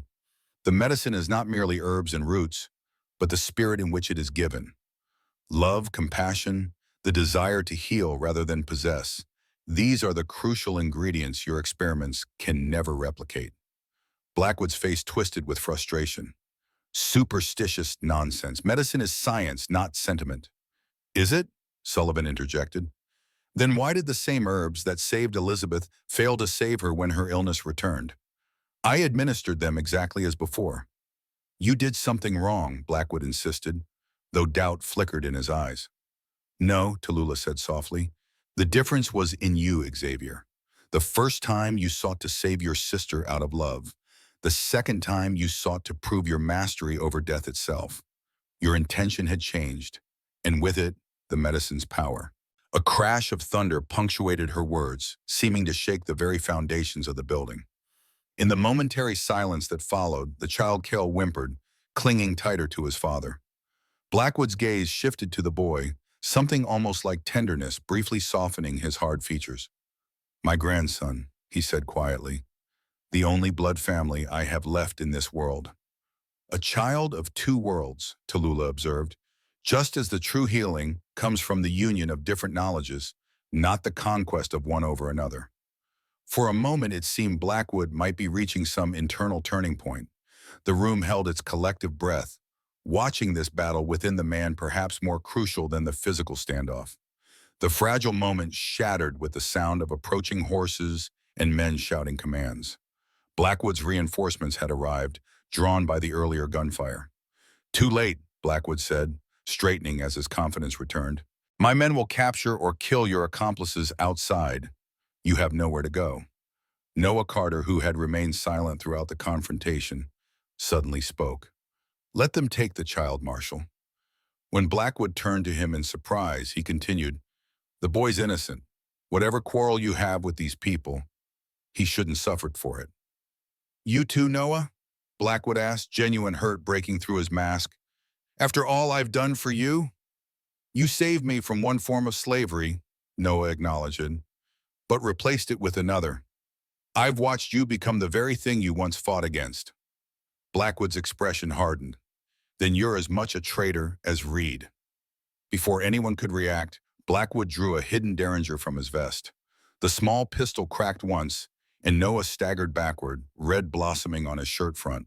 Sullivan fired instinctively, his bullet catching Blackwood in the shoulder, spinning him around. Dakota lunged forward, tackling his biological father to the ground. The two men struggled, Blackwood's experience matched against Dakota's younger strength and desperate resolve. Get them out! Sullivan shouted to Ayanna, gesturing toward Tallulah, Nadina, and the child. Through the back way! Ayanna hesitated, clearly torn between escape and helping Dakota. Her brother made the decision for Munker. Go, he commanded, still grappling with Blackwood. Protect them. I'll follow. The women moved toward the rear door, Nadina carrying Cale despite his protests at being separated from his father. Sullivan knelt briefly beside Noah, assessing his wound. Not fatal if treated quickly, he told the man. Can you walk? Noah nodded weakly. Go, I've made my choice. Sullivan clasped his shoulder once, then rose to follow the others. At the door, he looked back to see Dakota still struggling with Blackwood. The marshal had produced a knife, its blade catching the lamplight as they fought for control of it. Dakota, Sullivan called. Go, Dakota repeated more forcefully. I'll end this. Outside, the storm continued unabated, turning the compound grounds to mud that sucked at their feet as they fled. Guards shouted and fired in their direction, but the darkness and rain made accurate targeting impossible. They reached the perimeter fence where Sullivan had spotted a weakness earlier. Through here, he directed, helping Tallulah through the gap while Ayanna covered their retreat. They had barely cleared the compound when a tremendous crash of lightning struck a tree near the main building. Fire erupted despite the rain, creating more confusion among their pursuers. Whether providence or coincidence, the timing couldn't have been better. They ran through the forest, the storm both hindrance and help, slowing their progress but also masking their trail. Behind them, more gunshots sounded, followed by indistinct shouting. There was no sign of Dakota. They traveled for nearly 4 hours through the worst of the storm, covering perhaps 5 miles of difficult terrain. The sky was beginning to lighten toward dawn when they finally stopped, sheltering beneath an overhanging cliff face. All were exhausted and soaked to the skin. The compound now lay well behind them to the west, though Sullivan knew Blackwood's men would begin tracking them as soon as the rain subsided. Cale cried softly for his father, while Nadina attempted to comfort him with whispered reassurances. Tallulah sank to the ground, her strength finally giving out after the exertion. Ayanna knelt beside her, concern evident in her expression. Mother, are you injured? She asked. Tallulah shook her head. Only tired, my daughter. These old bones are not meant for such excitement. Sullivan checked each of them for injuries, finding only minor scrapes and bruises beyond the expected exhaustion. Physically, they had escaped relatively unharmed. Emotionally was another matter entirely. Dakota, Ayanna said, looking back toward the compound now hidden by forest and rain. We should not have left him. It was his choice, Sullivan reminded her gently. He bought us time to escape. And now, Nadina asked, still cradling her son, where do we go? Hope's Creek, Sullivan decided. Clara Gibson will shelter us while we determine our next move. It's about 15 miles northeast through the mountain pass, 2 days' journey if we move cautiously. The settlement sits in a protected valley where Blackwood's influence isn't as strong. Ayanna nodded, adjusting the makeshift bandage on her arm. Will we be able to travel with the wounded? We'll have to, Sullivan replied, his medical training calculating risks against necessity. The longer we stay in one place, the easier we are to find. We'll rest here tonight, then begin at first light. Lightning illuminated the sky once more, briefly turning night to harsh day. In that flash, they saw a figure emerging from the trees, battered, bloodied, but unmistakably alive. While the others prepared a simple meal, Sullivan took a sec and sketched a crude map in the dirt floor of their shelter. Ayanna and Dakota gathered around, their faces serious in the dim light. We're here, Sullivan indicated a spot near the base of a crudely drawn mountain range. Redemption Springs lies 20 miles southwest, he pointed. Blackwood's main compound is here in Split Rock Canyon, maybe 15 miles west of us. Hope's Creek, his stick traced a path northeast, sits in this protected valley, about 15 miles through these mountains. Difficult terrain, but that works in our favor. Harder to track us, harder to bring horses. And beyond Hope's Creek? Dakota asked, studying the rough geography. Another 30 miles northeast is the territorial border, Sullivan replied. Then New Mexico territory. If necessary, we could reach it in 4 days of hard travel from Hope's Creek. Ayana's finger traced the western portion of the map. And the Apache lands? Sullivan's face grew solemn as he indicated a wide area. Your people's traditional territories extended from here to the western mountains, but most survivors of Blackwood's raids have been forced onto reservations here and here. He marked 2 locations. Nearly 100 miles west. We're a long way from home, Tallulah observed quietly, her aged eyes reflecting the firelight. We'll make a new one, Ayana said with quiet determination. Sullivan brushed away the map as they finished their planning, but the geography remained etched in their minds. A stark reminder of both the distances they had traveled and the journey still ahead. Dakota stumbled toward them, one arm hanging uselessly at his side, face streaked with blood that the rain couldn't fully wash away. Nadina cried out, rushing to meet him with their son. You're alive, Ayana breathed, helping her brother to shelter. Dakota nodded grimly. Blackwood lives too. The knife found him, but not fatally. He looked at Sullivan. Your medical skills may have prepared him too well to survive injury. And Noah? Sullivan asked. Alive when I left, Dakota replied. Blackwood's men were tending to both of them. They shared what supplies remained, Tallulah treating Dakota's injuries with herbs gathered hastily along their escape route. His arm had been dislocated in the struggle with Blackwood, which Sullivan reset with practiced efficiency. What happened after we left? Ayana asked once Dakota could speak more comfortably. Blackwood and I fought, he said simply. The knife went into his chest but missed his heart. His men came before I could finish it. In the confusion of the lightning strike, I escaped. He looked down at his son, now sleeping against Nadina's shoulder. He would have killed Cale eventually. Any evidence of his hypocrisy could not be allowed to live. What will Blackwood do now? Sullivan wondered aloud. Hunt us, Dakota replied with certainty. With every resource at his disposal, we've wounded more than his body. We've wounded his pride. The rain finally began to slacken, though distant thunder suggested the storm was merely regrouping rather than departing completely. Sullivan surveyed their small group, 2 injured men, 3 women of varying ages, and a child, all exhausted, all hunted. We rest here until first light, he decided, then make for Hope's Creek. It's our best chance. As the others settled into what rest they could manage, Sullivan found himself apart, watching the lightning play across the distant mountains. Ayana joined him silently, her presence somehow both challenge and comfort. You're thinking of confronting Blackwood again, she observed. Sullivan nodded slowly. This isn't finished. He won't stop hunting your family. Our family now, she corrected him quietly. You've bound your fate to ours, Sullivan read. He glanced at her, surprised by the statement, but unable to deny its truth. Somehow, in the chaos and danger of recent days, these people had become more than allies. They had become his responsibility, his care, perhaps even his redemption. Then we face him together, Sullivan said finally, whatever comes. The lightning flashed again, closer now, illuminating their faces in stark relief. 2 people from different worlds, united by circumstance and something deeper neither was yet ready to name. Between flashes, darkness reclaimed the night, but something had changed within it. A determination, a resolve that even the storm's fury could not diminish. Dawn broke gray and subdued, the storm having passed but leaving the air heavy with moisture and the ground saturated. They moved cautiously through the forest, Sullivan and Dakota scouting ahead while the others followed at a distance. Every snapped twig, every bird taking sudden flight, caused them to freeze, alert for pursuit. By mid-morning of the 3rd day, muscles aching from the steep descent, they reached the ridge overlooking Hope's Creek. The small settlement lay nestled in the valley below, about half a mile distant. A dozen modest cabins clustered around a central clearing, with scattered homesteads dotting the surrounding fields. Smoke rose peacefully from chimneys in the crisp morning air. Hope's Creek itself, more stream than creek despite its name, wound through the settlement like a silver ribbon catching the sunlight. There was no sign of Blackwood's men, but Sullivan remained wary. "We'll approach from the east," he decided, pointing to an apple orchard whose trees provided good cover. "Through the Gibson property. Less visible that way, and Clara will see us coming."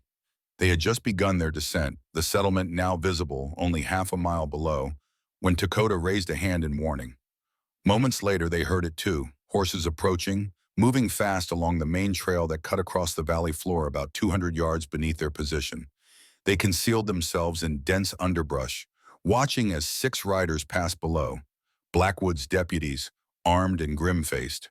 The men rode hard from the direction of Redemption Springs, 20 miles to the southwest, dust rising from their horses' hooves despite the recent rain. They continued toward Hope's Creek without pausing, apparently unaware of the group's proximity. "They're searching the settlement," Sullivan muttered. "Blackwood's casting a wide net." "What now?" Ayanna asked. "We can't risk Clara's safety by bringing Blackwood's wrath upon her." Sullivan considered their options, which were dwindling rapidly. "The old mining cabin," he suggested, "about 3 miles east. Abandoned years ago, but the structure was sound last I saw it." They altered course, moving deeper into the forest to avoid the main trails where Blackwood's men might be patrolling. Progress was slow, especially for Tallulah, whose strength was limited despite her indomitable spirit. Sullivan fashioned a crude travois for her, which he and Dakota took turns pulling. By late afternoon, they reached the abandoned cabin. It was smaller than Sullivan remembered. Its roof partially collapsed on one side, but the remaining structure offered better shelter than the forest floor. Most importantly, it was isolated, accessible only by a narrow trail that would make surprise approach difficult. They worked quickly to make it habitable, clearing debris, patching the worst holes in the roof with pine boughs, establishing a small fire pit that would produce minimal smoke. Dakota set simple alarms around the perimeter, ensuring no one could approach undetected. As twilight descended, they gathered around a small fire inside the cabin. Their supplies were meager: some dried meat, a few wild tubers Ayanna had gathered along the way, water from a nearby spring. They shared the simple meal in silence, each lost in private thoughts. Cale fell asleep against his mother's side, his small face peaceful despite the day's hardships. Nadina stroked his hair with gentle fingers, her expression both tender and fiercely protective. "What is our plan?" Dakota eventually asked, addressing Sullivan. "We cannot run forever. Blackwood will not stop." "No, he won't," Sullivan agreed, "which leaves us 2 options. Keep running until we're beyond his reach, or confront him directly." "You suggest facing a U.S. Marshal with the law at his command?" Tallulah questioned. "How would this end except in more bloodshed?" Sullivan reached inside his coat, producing the journal he'd kept hidden for years. With this, detailed records of Blackwood's experiments, his illegal raids, his murder of innocent people. Enough evidence to see him hanged if presented to the right authorities. "You've had this all along," Ayanna noted. "Why not use it before?" "I tried once," Sullivan admitted. "Was told the word of a traumatized army surgeon wouldn't stand against a decorated officer. But now we have living witnesses, survivors of his experiments. Together, our testimony might be enough." "Or we could kill him," Dakota suggested bluntly, "end the threat permanently." "And become what he claims we are?" Tallulah shook her head. "Violence begets violence. This cycle must end." Nadina spoke up hesitantly. "There is another way." When all eyes turned to her, she continued, "The sacred medicine, not as Blackwood imagines it, but as it truly is, a healing for the spirit." Tallulah nodded slowly.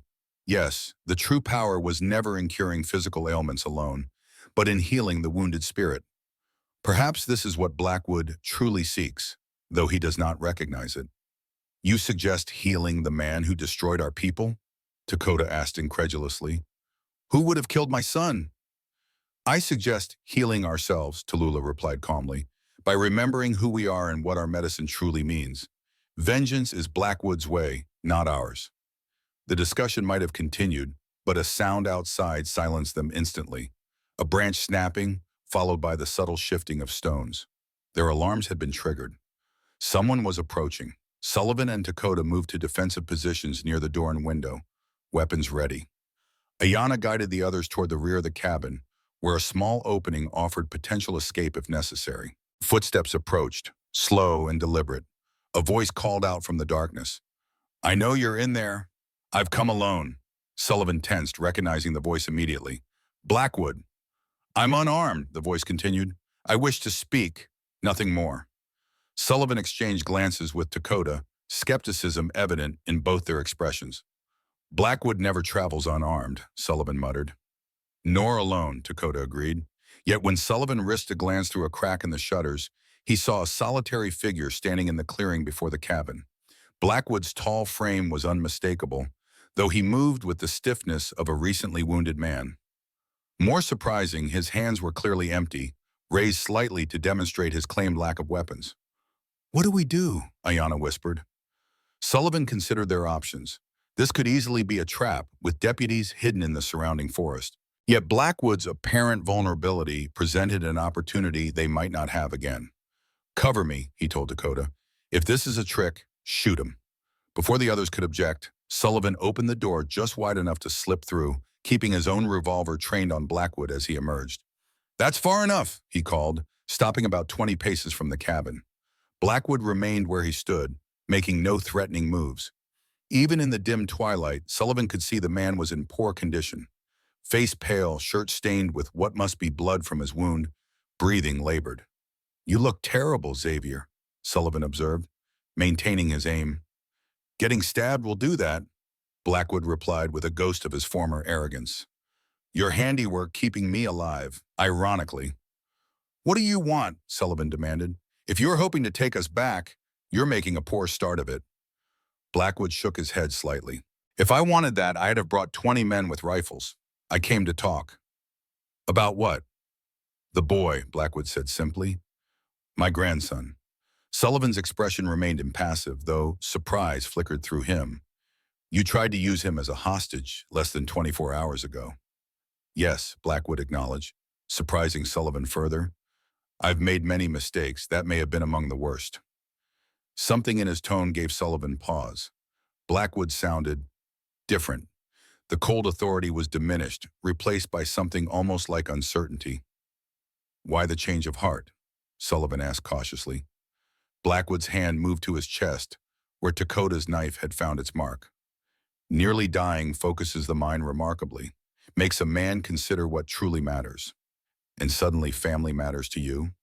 Sullivan's skepticism was evident. "Not suddenly," Blackwood corrected him. "Always. That was the problem, you see. Everything I did, the experiments, the search for the medicine, it was all for Elizabeth. Family was the only thing that ever mattered to me." He looked toward the cabin, though he couldn't possibly see inside from his position. "Now I discover I have a son, a grandson, more family than I believed possible. Yet I nearly destroyed them through my own blindness." Sullivan lowered his weapon slightly, intrigued despite himself by this apparent transformation. "What exactly are you proposing, Xavier?" "A truce," Blackwood replied. "I will call off the hunt. Ensure your safe passage wherever you wish to go. In return, I ask only to know my grandson, to perhaps in time know my son as well." "You expect us to trust you?" Sullivan asked incredulously. "After everything you've done?" "No," Blackwood admitted. "I expect nothing, but I offer everything I have. My position, my resources, my remaining years, all to protect the boy and his family. Your family now, too, it seems." Sullivan studied the man who had once been his commanding officer, then his nemesis. Blackwood had always been a skilled manipulator, yet there was something in his demeanor now that had suggested genuine change. The wound in his chest had perhaps reached something deeper than mere flesh. "Wait here," Sullivan instructed, backing toward the cabin without taking his eyes off Blackwood. Inside, the others had heard everything. Their reactions ranged from outright disbelief to cautious consideration. "It's a trap," Dakota insisted. "He cannot be trusted." "Perhaps," Tallulah said thoughtfully, "or perhaps the sacred medicine has begun its work after all." "What do you mean?" Ayana asked. "The knife wound brought him close to death," Tallulah explained. "In our tradition, Such moments can open doorways to understanding close to ordinary experience. A glimpse beyond the veil changes many men. Or he's lying to get what he wants, Dakota countered, as he has always done. Sullivan turned to Tallulah.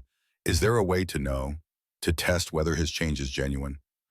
The old woman considered this. There is, but it requires courage from him and from us. She explained her idea simply. Sullivan listened, then nodded slowly. It could work or get us all killed. All life involves such risk, Tallulah replied serenely. Sullivan returned outside, where Blackwood waited patiently despite his obvious discomfort from his wound. They're willing to consider your offer, Sullivan told him, with a condition. Name it, Blackwood said without hesitation. The sacred medicine you've sought, Sullivan began. Tallulah is willing to share it with you to demonstrate its true nature, but it requires your complete submission to the process. Hope and suspicion warred in Blackwood's expression. What does that mean, exactly? It means entering the cabin alone, Sullivan explained, placing yourself entirely in Tallulah's hands, trusting her as you ask us to trust you. Blackwood's hesitation was brief but noticeable. And if I refuse? Then we know your words are empty, Sullivan said simply, and we disappear tonight, where you'll never find us. Blackwood considered this, clearly weighing the potential for trap against his desire. Finally, he nodded. I accept. Sullivan escorted him to the cabin, maintaining a cautious distance. At the doorway, Blackwood paused. Is this true? Blackwood asked, nodding towards Sullivan's medical bag, where herbs and Western instruments lay side by side. You've actually combined your medical practices with theirs?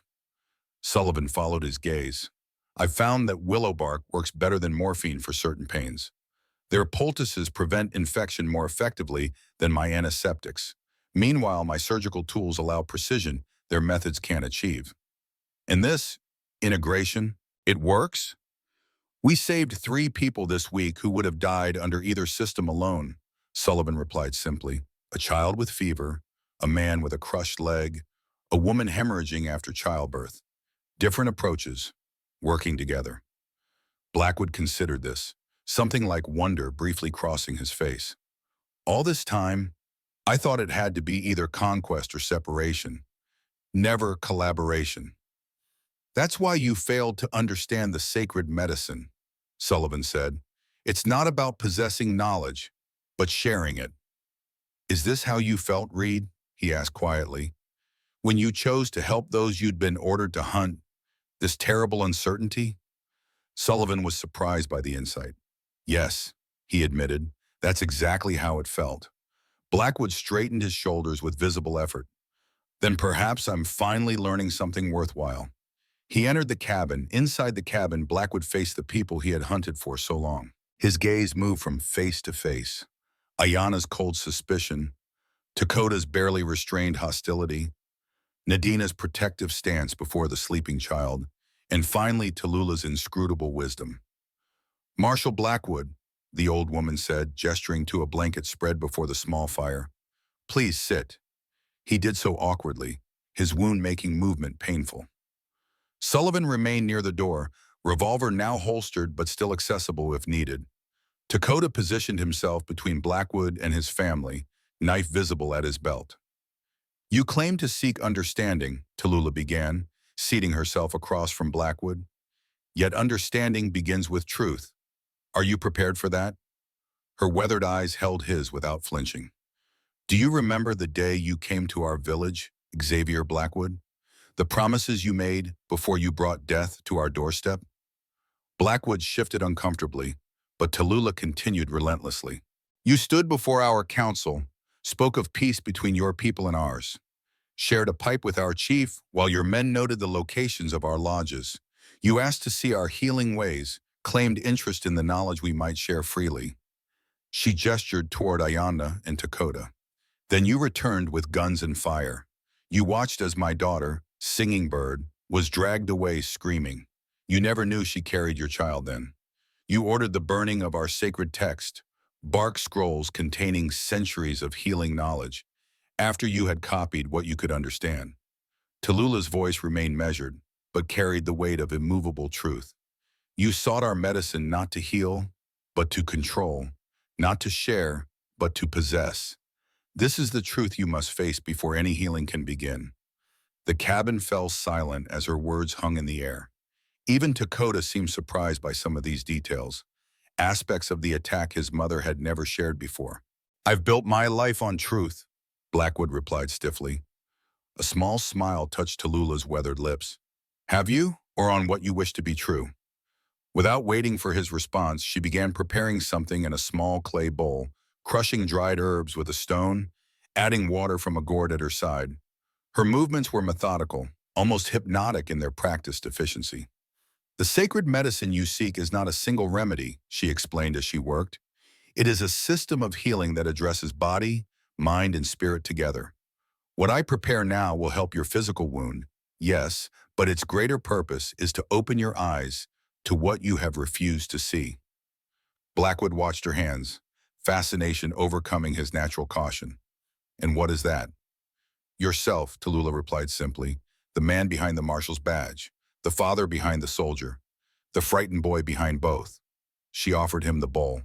The liquid within was dark, with an aroma both earthy and somehow ethereal, pleasant yet unsettling in its unfamiliarity.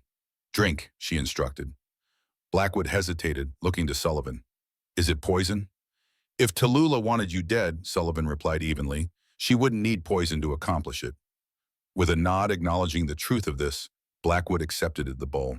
He studied the contents momentarily, then drank it all in several determined swallows. He returned the empty vessel to Tallulah, who set it aside. "Now we wait," she said. Minutes passed in tense silence. Blackwood remained alert, clearly expecting some dramatic effect. When none came immediately, his expression shifted to skepticism. "Is something supposed to happen?" he asked. "It already has," Tallulah assured him. "The medicine works in its own time, in its own way." As if her words were a catalyst, Blackwood suddenly grimaced, pressing a hand to his wounded chest. "It burns," he muttered, surprise rather than accusation in his voice. "The physical healing begins," Tallulah explained. "The wound must be cleansed from within." Blackwood's discomfort increased visibly. Sweat beaded on his forehead despite the cool evening air.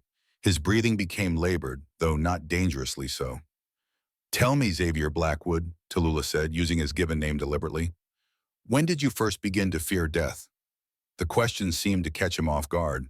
He started to offer some deflection, then stopped, a strange expression crossing his face, as if the words he'd intended were replaced by others beyond his control. "When my mother died," he said, sounding surprised at his own answer. "I was 9. Influenza took her in 3 days. My father said she was weak, that crying showed weakness too. So I never cried for her. Not once." Tallulah nodded encouragingly. "And Elizabeth, your sister?" "She was 4, too young to understand. I promised her I'd never let anything happen to her." His voice cracked slightly, a promise I failed to keep. "Despite your best efforts," Tallulah observed, "despite the medicine that once saved her." "Yes." Blackwood's composure slipped further, the imperious marshal fading before a man confronting long-buried grief. "I thought if I could find the source of that medicine, truly understand it, I could save everyone. No one would lose their family as I lost mine." "A noble goal," Tallulah acknowledged, "yet your methods betrayed it. You destroyed families in your quest to save them." Blackwood flinched as if struck. "I did what was necessary." "Did you?" Tallulah pressed gently. "Or what was easiest? Hate is always easier than understanding. Control easier than cooperation." She gestured toward Dakota. "You have a son who grew to manhood without you, who has his own son now. What do you feel when you look at him?" Blackwood turned to Dakota, really seeing him perhaps for the first time. The physical resemblance between them was subtle but undeniable. Something in the set of the jaw, the shape of the brow. "I feel," Blackwood struggled visibly, "regret for what might have been, pride, strangely, and fear that it's too late to matter." "And the boy?" Tallulah continued. Blackwood's gaze moved to the sleeping child. His expression softened further, revealing a tenderness few had ever witnessed in him. "He has my father's eyes," he whispered. "The same eyes Elizabeth had." The medicine's effects deepened. Blackwood's rigid posture gradually relaxed, his barriers crumbling before the relentless tide of truth Tallulah's questions evoked. He spoke of his childhood under a harsh father's rule, his military career built on a desperate need for approval, his genuine belief that his actions served a greater good. I never saw myself as evil, he admitted. Even at my worst, I believed I was right. Few villains recognize themselves as such, Sullivan observed from his position by the door. That's what makes them dangerous. Tallulah raised a hand, silencing further commentary. The past cannot be undone, Xavier Blackwood. But the future remains unwritten. What would you write there, if given the chance? Blackwood considered this, his face reflecting an internal struggle between the man he had been and the man he might yet become. When he finally spoke, his voice held a humility none present had ever heard from him. I would write redemption, he said quietly, though I don't deserve it. Redemption is not earned, Tallulah told him. It is given, and sometimes taken through courage to change. She turned to Dakota. This man is your father by blood. What say you to his desire for redemption? Dakota's expression remained hard, years of justified hatred not easily set aside. Words are wind, he said flatly. His actions have spoken louder for many years. Then let future actions speak differently, Tallulah suggested, if he is willing. I am, Blackwood asserted, surprising himself with his vehemence. Whatever it takes. A tense silence followed as Dakota considered this. Finally, he spoke again, choosing his words carefully. My son deserves to know all of his heritage, he acknowledged, both Apache and white, but trust must be earned, even if redemption is given. It wasn't acceptance, but it wasn't rejection either. A beginning, perhaps, of something that might eventually heal wounds generations in the making. The medicine's initial effects began to fade, leaving Blackwood exhausted but remarkably clear-headed. He touched his chest, finding the pain of his wounds significantly reduced. The physical healing will continue, Tallulah informed him, but the more important healing has only begun. Blackwood nodded understanding. This is the sacred medicine, isn't it? Not just herbs and water, but truth. Confronting what we fear most within ourselves. Yes, Tallulah confirmed, a medicine few have the courage to take willingly. He turned to Sullivan then.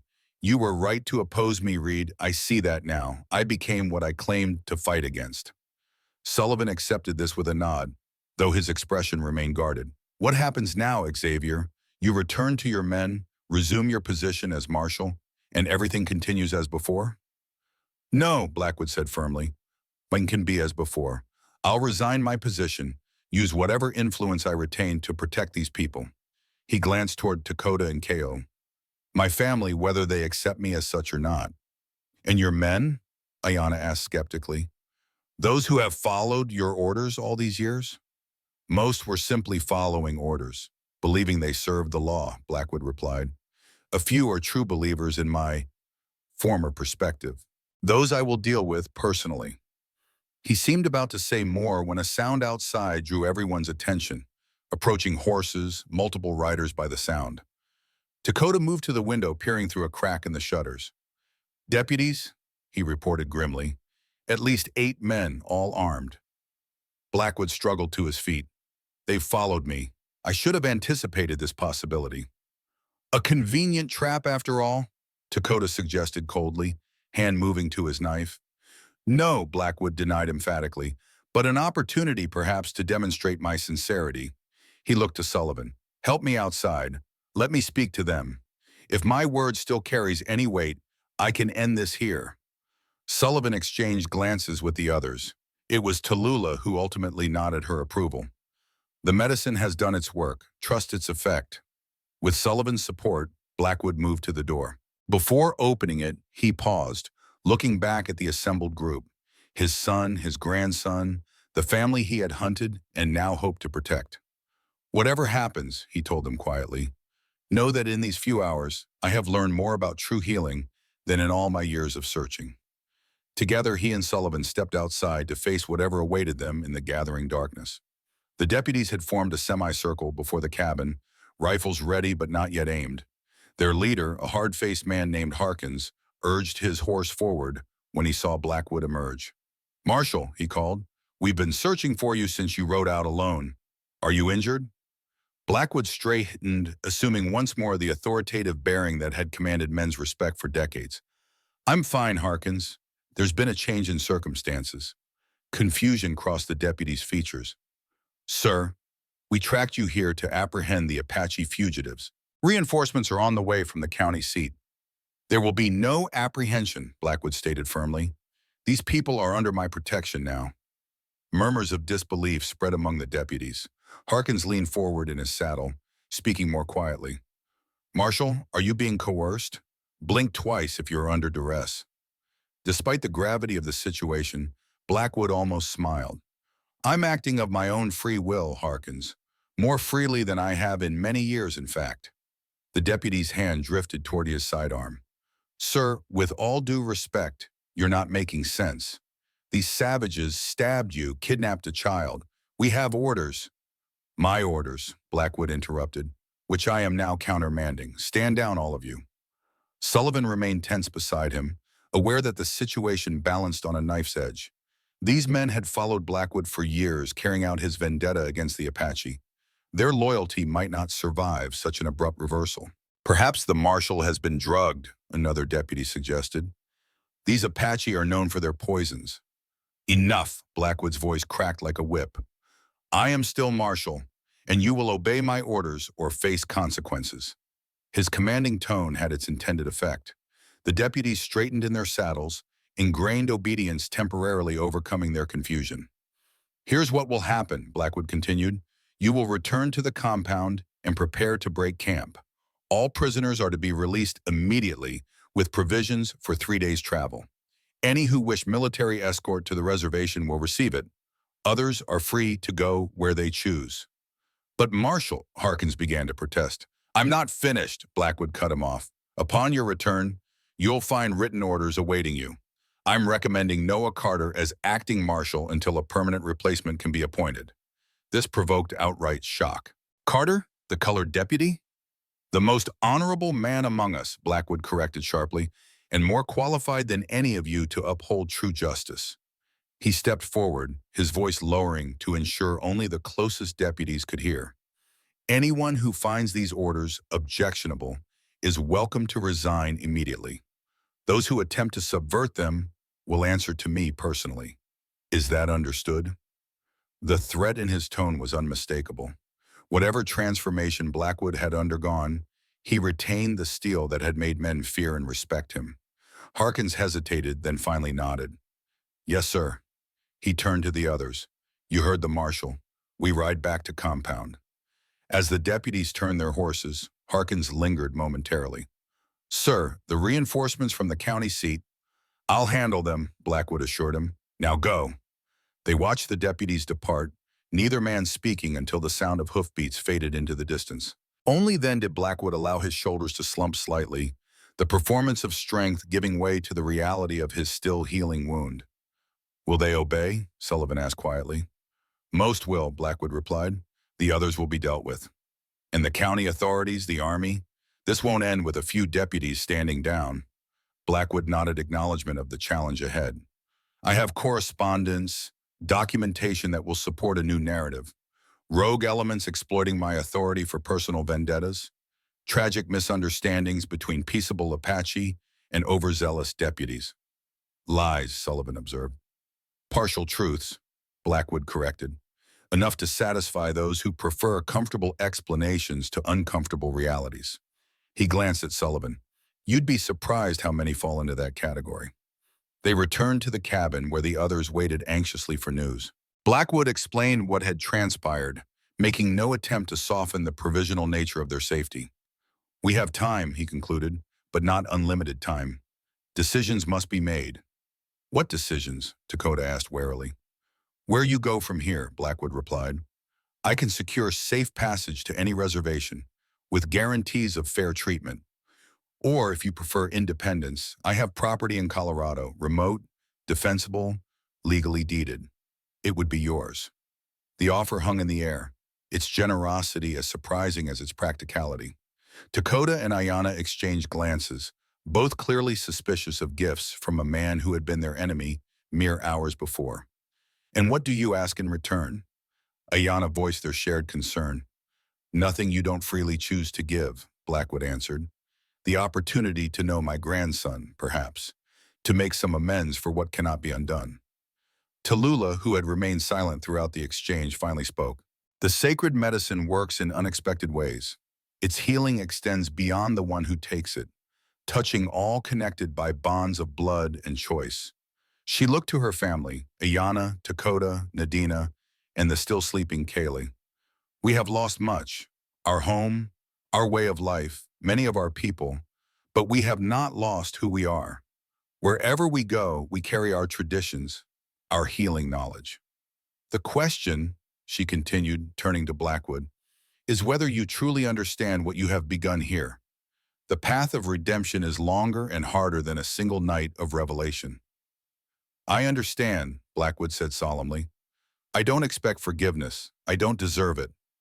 But I will spend whatever years remain to me trying to balance the scales. Tallulah studied him intently, her ancient eyes seeming to peer into his very soul. Whatever she saw there apparently satisfied her, for she nodded once decisively. Hope's Creek, she announced. We will go to Clara Gibson's settlement. It stands between two worlds as we now do, a place to heal before deciding on a longer journey. The decision once made brought a sense of purpose to their small group. They would rest that night in the relative safety of the cabin, then depart at first light for Hope's Creek. Blackwood would return to his compound to begin the difficult process of dismantling the operation he had built around his obsession. As the others prepared for sleep, Sullivan found himself outside once more, seeking the solitude he had grown accustomed to over years of self-imposed isolation. The night air had cleared following the storm, revealing a canopy of stars overhead, constant, unchanging witnesses to the fleeting dramas of human existence. He was not surprised when Ayana joined him, her footsteps deliberately audible as she approached. Do you believe him? She asked without preamble. This transformation? Sullivan considered the question carefully. I believe the medicine affected him deeply, he said finally. Whether that effect endures when he returns to his former life, that remains to be seen. And if it doesn't, then we face that challenge when it comes, Sullivan replied. For now, we've gained something precious, time and opportunity. Ayana nodded, accepting this practical assessment. They stood in companionable silence for a time, each finding comfort in the other's presence after days of constant danger. What will you do? Ayana asked eventually. When this is over? The question caught Sullivan off guard. He had been so focused on survival, on justice for Blackwood's victims, that he had given little thought to what might come after. I don't know, he admitted. I can't return to Redemption Springs. There's nothing for me there. You could continue your medical practice, Ayana suggested. There's always need for healing.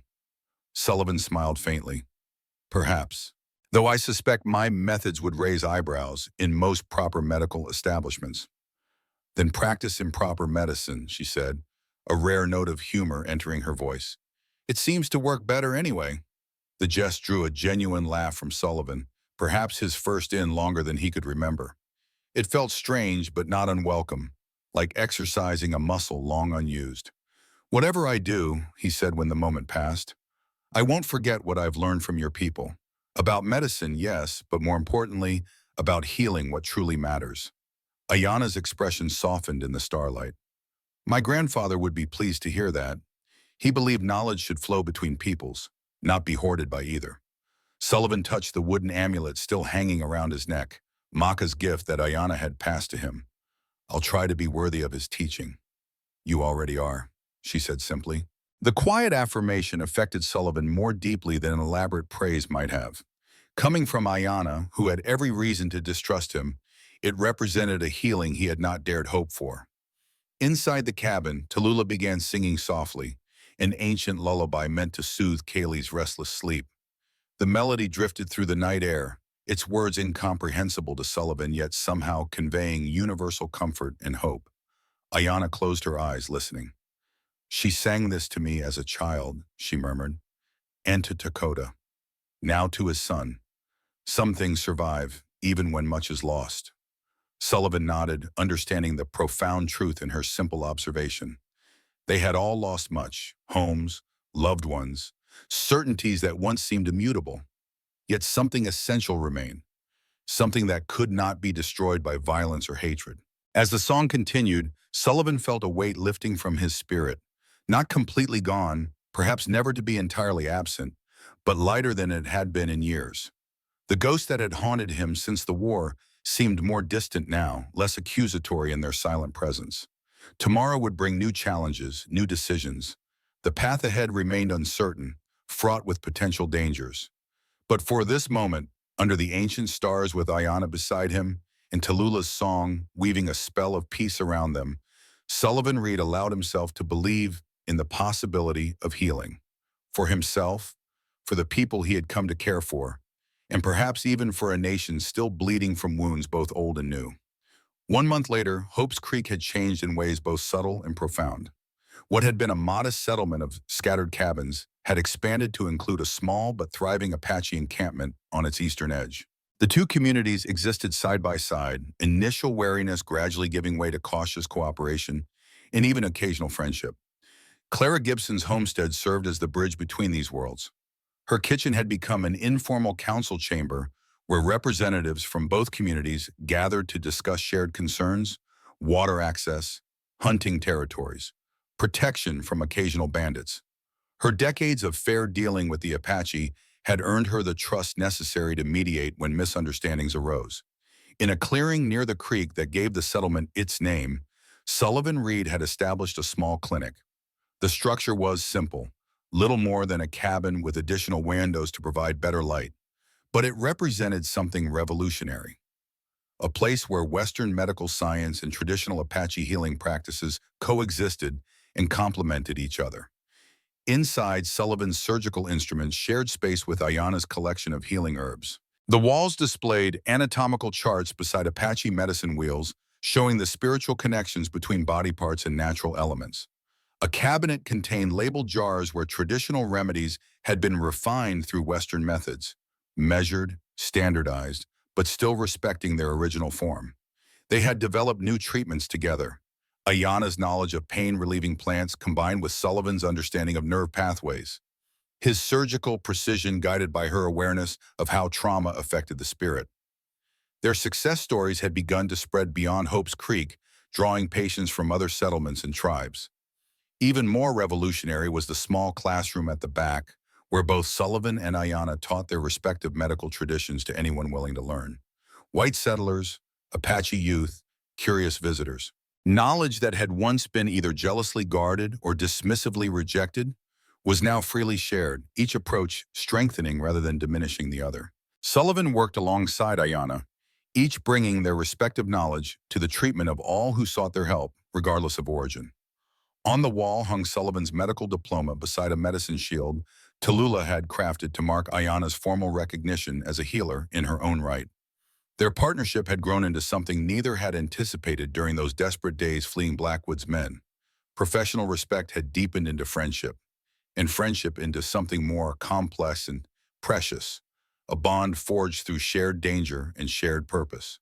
On this particular afternoon, they tended to their last patient of the day, a young Apache boy with a broken arm. Sullivan set the bone with gentle efficiency while Ayana prepared a poultice of herbs that would reduce swelling and speed healing.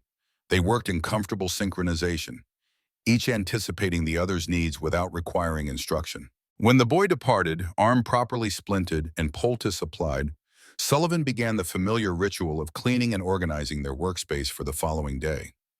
Ayana watched him with quiet amusement. Still the Army surgeon, she observed. Everything must be in its proper place. Sullivan smiled, acknowledging the habit. Some training never fades. Like your inability to accept gratitude from patients, she countered, gathering herbs that needed to be hung for drying. The Wilkins family left venison yesterday and you tried to return it. They need it more than we do, Sullivan said simply. Perhaps, Ayana conceded, or perhaps they needed to give something in return for their daughter's life. Sullivan had no answer for this. The concept of accepting payment, even in kind, for medical treatment remained uncomfortable for him, a vestige of his military service when care was provided without expectation of personal compensation. Their friendly disagreement was interrupted by the arrival of Dakota. Though still lean and watchful by nature, the past month had softened something in his demeanor. The constant tension that had marked him during their flight had eased, replaced by a cautious optimism about the future. The hunting party returned, he announced. Enough elk for both settlements to share. Any injuries? Sullivan asked, professional concern immediate. Dakota shook his head. Only wounded pride for the white hunters. Our men showed them better techniques. A hint of satisfaction colored his voice. Integration proceeds, Ayana noted with a smile. Slowly, Dakota acknowledged, but it proceeds. He hesitated, then added, Blackwood arrives tomorrow. The name still created a ripple of tension, though less pronounced than it once would have. True to his word, Blackwood had resigned his position as marshal, using his considerable influence to ensure Noah Carter succeeded him, the first black lawman in the territory, a fact that had created its own controversies. In the weeks since their confrontation at the abandoned cabin, Blackwood had maintained a respectful distance, communicating mainly through letters and the occasional emissary. He had secured legal protection for the Apache settlement at Hope's Creek, officially designating it as an educational and cultural preservation site rather than a reservation, a distinction that granted its inhabitants significantly more freedom and self-determination. How long will he stay? Sullivan asked, careful to keep his tone neutral. A few days, Dakota replied. He brings official papers for the land grant, and he paused, still struggling with his complicated feelings toward his biological father. He wishes to see Kelly. Sullivan glanced at Ayana, gauging her reaction. Her relationship with Blackwood remained the most strained of all, her forgiveness the hardest earned. She had lost the most to his obsession. Years of her life, many of her people, the security of her ancestral home. It is your decision, she told her brother, and Nadina's. Dakota nodded, appreciating her support without judgment. We have decided to allow it. Supervised, brief visits. The boy should know all of his heritage, even the parts we might wish were different. The wisdom in this decision reflected Tallulah's influence. The elderly healer had counseled her family toward healing rather than continued resentment, even while acknowledging that true reconciliation might require generations to achieve. Will you join us for the evening meal? Dakota asked, changing the subject. Mother has prepared her rabbit stew. She says the white flour Clara provided makes better dumplings than cornmeal. Sullivan smiled at this small example of cultural exchange. We'll be there shortly. Just need to finish here. After Dakota departed, Sullivan and Ayana completed their task in companionable silence. The late afternoon sun streamed through the windows, turning the simple clinic golden. Outside, the sounds of the settlement continued. Children playing, women calling to one another, the rhythmic chopping of firewood. Are you concerned about Blackwood's visit? Sullivan asked finally, the question he had been considering since Dakota's announcement. Ayana considered this seriously. Concerned, yes, but not fearful, not anymore. Sullivan watched a young Apache boy playing with a settler's daughter near the creek, their laughter bridging worlds that once seemed impossibly divided. Some transformations happen too slowly to see, Ayana remarked, following his gaze, until suddenly they are undeniable. She approached him, gently touching the wooden amulet he still wore. Even you, Sullivan read, perhaps especially you. He covered her hand with his own. I'm still learning its lessons. As are we all, she said softly. They walked together toward the Apache encampment for the evening meal, following the path that had been worn smooth by regular travel between the two settlements. The division between them had not disappeared. Cultural differences and historical wounds ensured that complete integration would take time if it ever came at all. But bridges were being built, understanding fostered where once there had been only fear and hostility. Near the creek, they passed Kel playing with several children, both Apache and white. The boy had adapted to their new circumstances with the resilience particular to the very young, forming friendships without regard for the divisions adults found so difficult to overcome. At Tallulah's dwelling, a traditional wickiup she had insisted upon, rather than the cabin some had offered to build for her, they were welcomed with the dignity and warmth that characterized the elderly healer. Despite her age and the hardships she had endured, Tallulah maintained a serene presence that centered all who encountered her. The evening meal was simple but satisfying.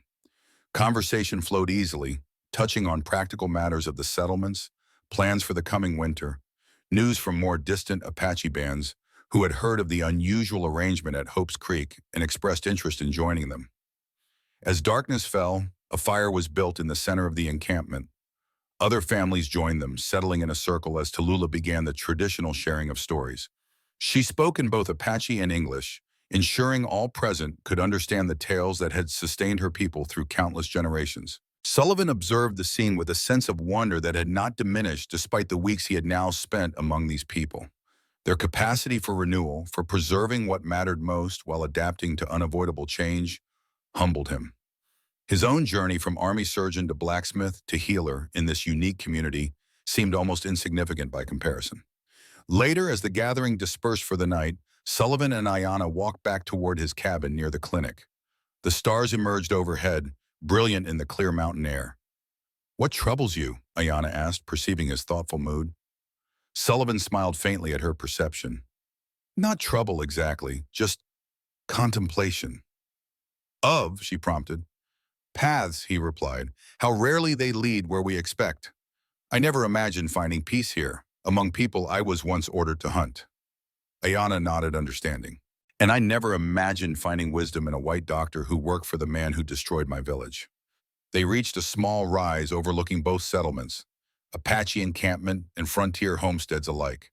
Lamps and fires glowed in the darkness, creating islands of light in the vast wilderness surrounding them. Sullivan reached into his pocket, withdrawing a small object that caught the starlight. $2 silver now melted and reshaped into a pendant. One side bore the symbol of medical caduceus, the other the sacred spiral of Apache healing. "I've been meaning to return these," he said, offering the pendant to Ayanna. "The original price of your freedom, transformed into something new." She took it, fingers tracing the symbols with evident emotion. Silver that purchased captivity, now representing liberation. "A poor symbol, perhaps," Sullivan acknowledged, "but the best I could craft." "It's perfect," Ayanna assured him, slipping the cord over her head so the pendant rested against her heart. A reminder that what began as a transaction has become an alliance, and what was once surrender has transformed into strength. They stood together in comfortable silence, watching the settlements below. Tomorrow would bring Blackwood's visit, with its inevitable complications and emotions. Beyond that lay the continuing challenges of building something unprecedented in this territory. A community where different peoples and traditions might coexist with mutual respect rather than dominance and submission. The path ahead remained uncertain, marked by obstacles both anticipated and unforeseen. Yet in this moment, under the eternal stars that had witnessed countless human struggles and triumphs, Sullivan Reed felt something he had almost forgotten how to recognize. Hope. Not the naive optimism of youth, believing all wounds could be healed without scars, all wrongs fully righted, but a mature hope tempered by experience and loss that acknowledged the reality of scars while refusing to be defined by them. "The past marks us all," Ayanna said softly as if reading his thoughts. "Like the river shapes the canyon, not by erasing the stone, but by revealing what was always meant to be there." "Your grandfather was right," Sullivan replied, meeting her gaze in the starlight. "Our greatest enemy was the fear within ourselves." From the settlement below came the sound of a child's laughter, pure, uninhibited joy cutting through the night. Perhaps Cale, perhaps another of the children whose future they were all striving to make better than their past. "I used to think I would never find peace after what I had done," Sullivan admitted, "after what I had failed to prevent." Ayanna took his hand, her grip warm and sure in the cool night air. "Sometimes," she said, "we must walk through darkness to find the light."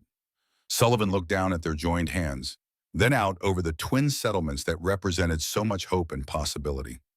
"Do you think we found the true sacred medicine yet?" he asked. "I think," Ayanna replied, a small smile touching her lips as her free hand rose to touch the silver pendant. "We're creating it every day." Sullivan thought of the journal they had begun writing together, his precise medical observations alongside her holistic understanding of healing, Western anatomical terms paired with Apache knowledge of plants and spiritual connections. Already 50 pages filled, with room for hundreds more. They had treated conditions neither could have cured alone. His surgery skills combined with her herbal knowledge had saved a man with an infected wound that would have required amputation under conventional treatment. Her understanding of mind-body connections had helped him reach patients whose ailments stem from grief or trauma rather than physical causes. Perhaps the true sacred medicine isn't found in any single root or herb, Sullivan reflected. Maybe it's in the willingness to see value in different ways of healing, of seeing the world. My grandfather would say that wisdom itself is medicine, Ayana agreed. And wisdom grows when different truths are honored side by side. The night deepened around them, stars wheeling in their ancient patterns overhead. Below, the fires of both communities burned steady and welcoming in the darkness. Separate lights that together illuminated a shared path forward. Not an ending, Sullivan reflected, but a beginning. A new chapter in a story older than any of them, yet still being written with each choice, each act of courage or compassion, each step away from fear toward understanding. A sacred medicine indeed, and perhaps the most powerful healing of all.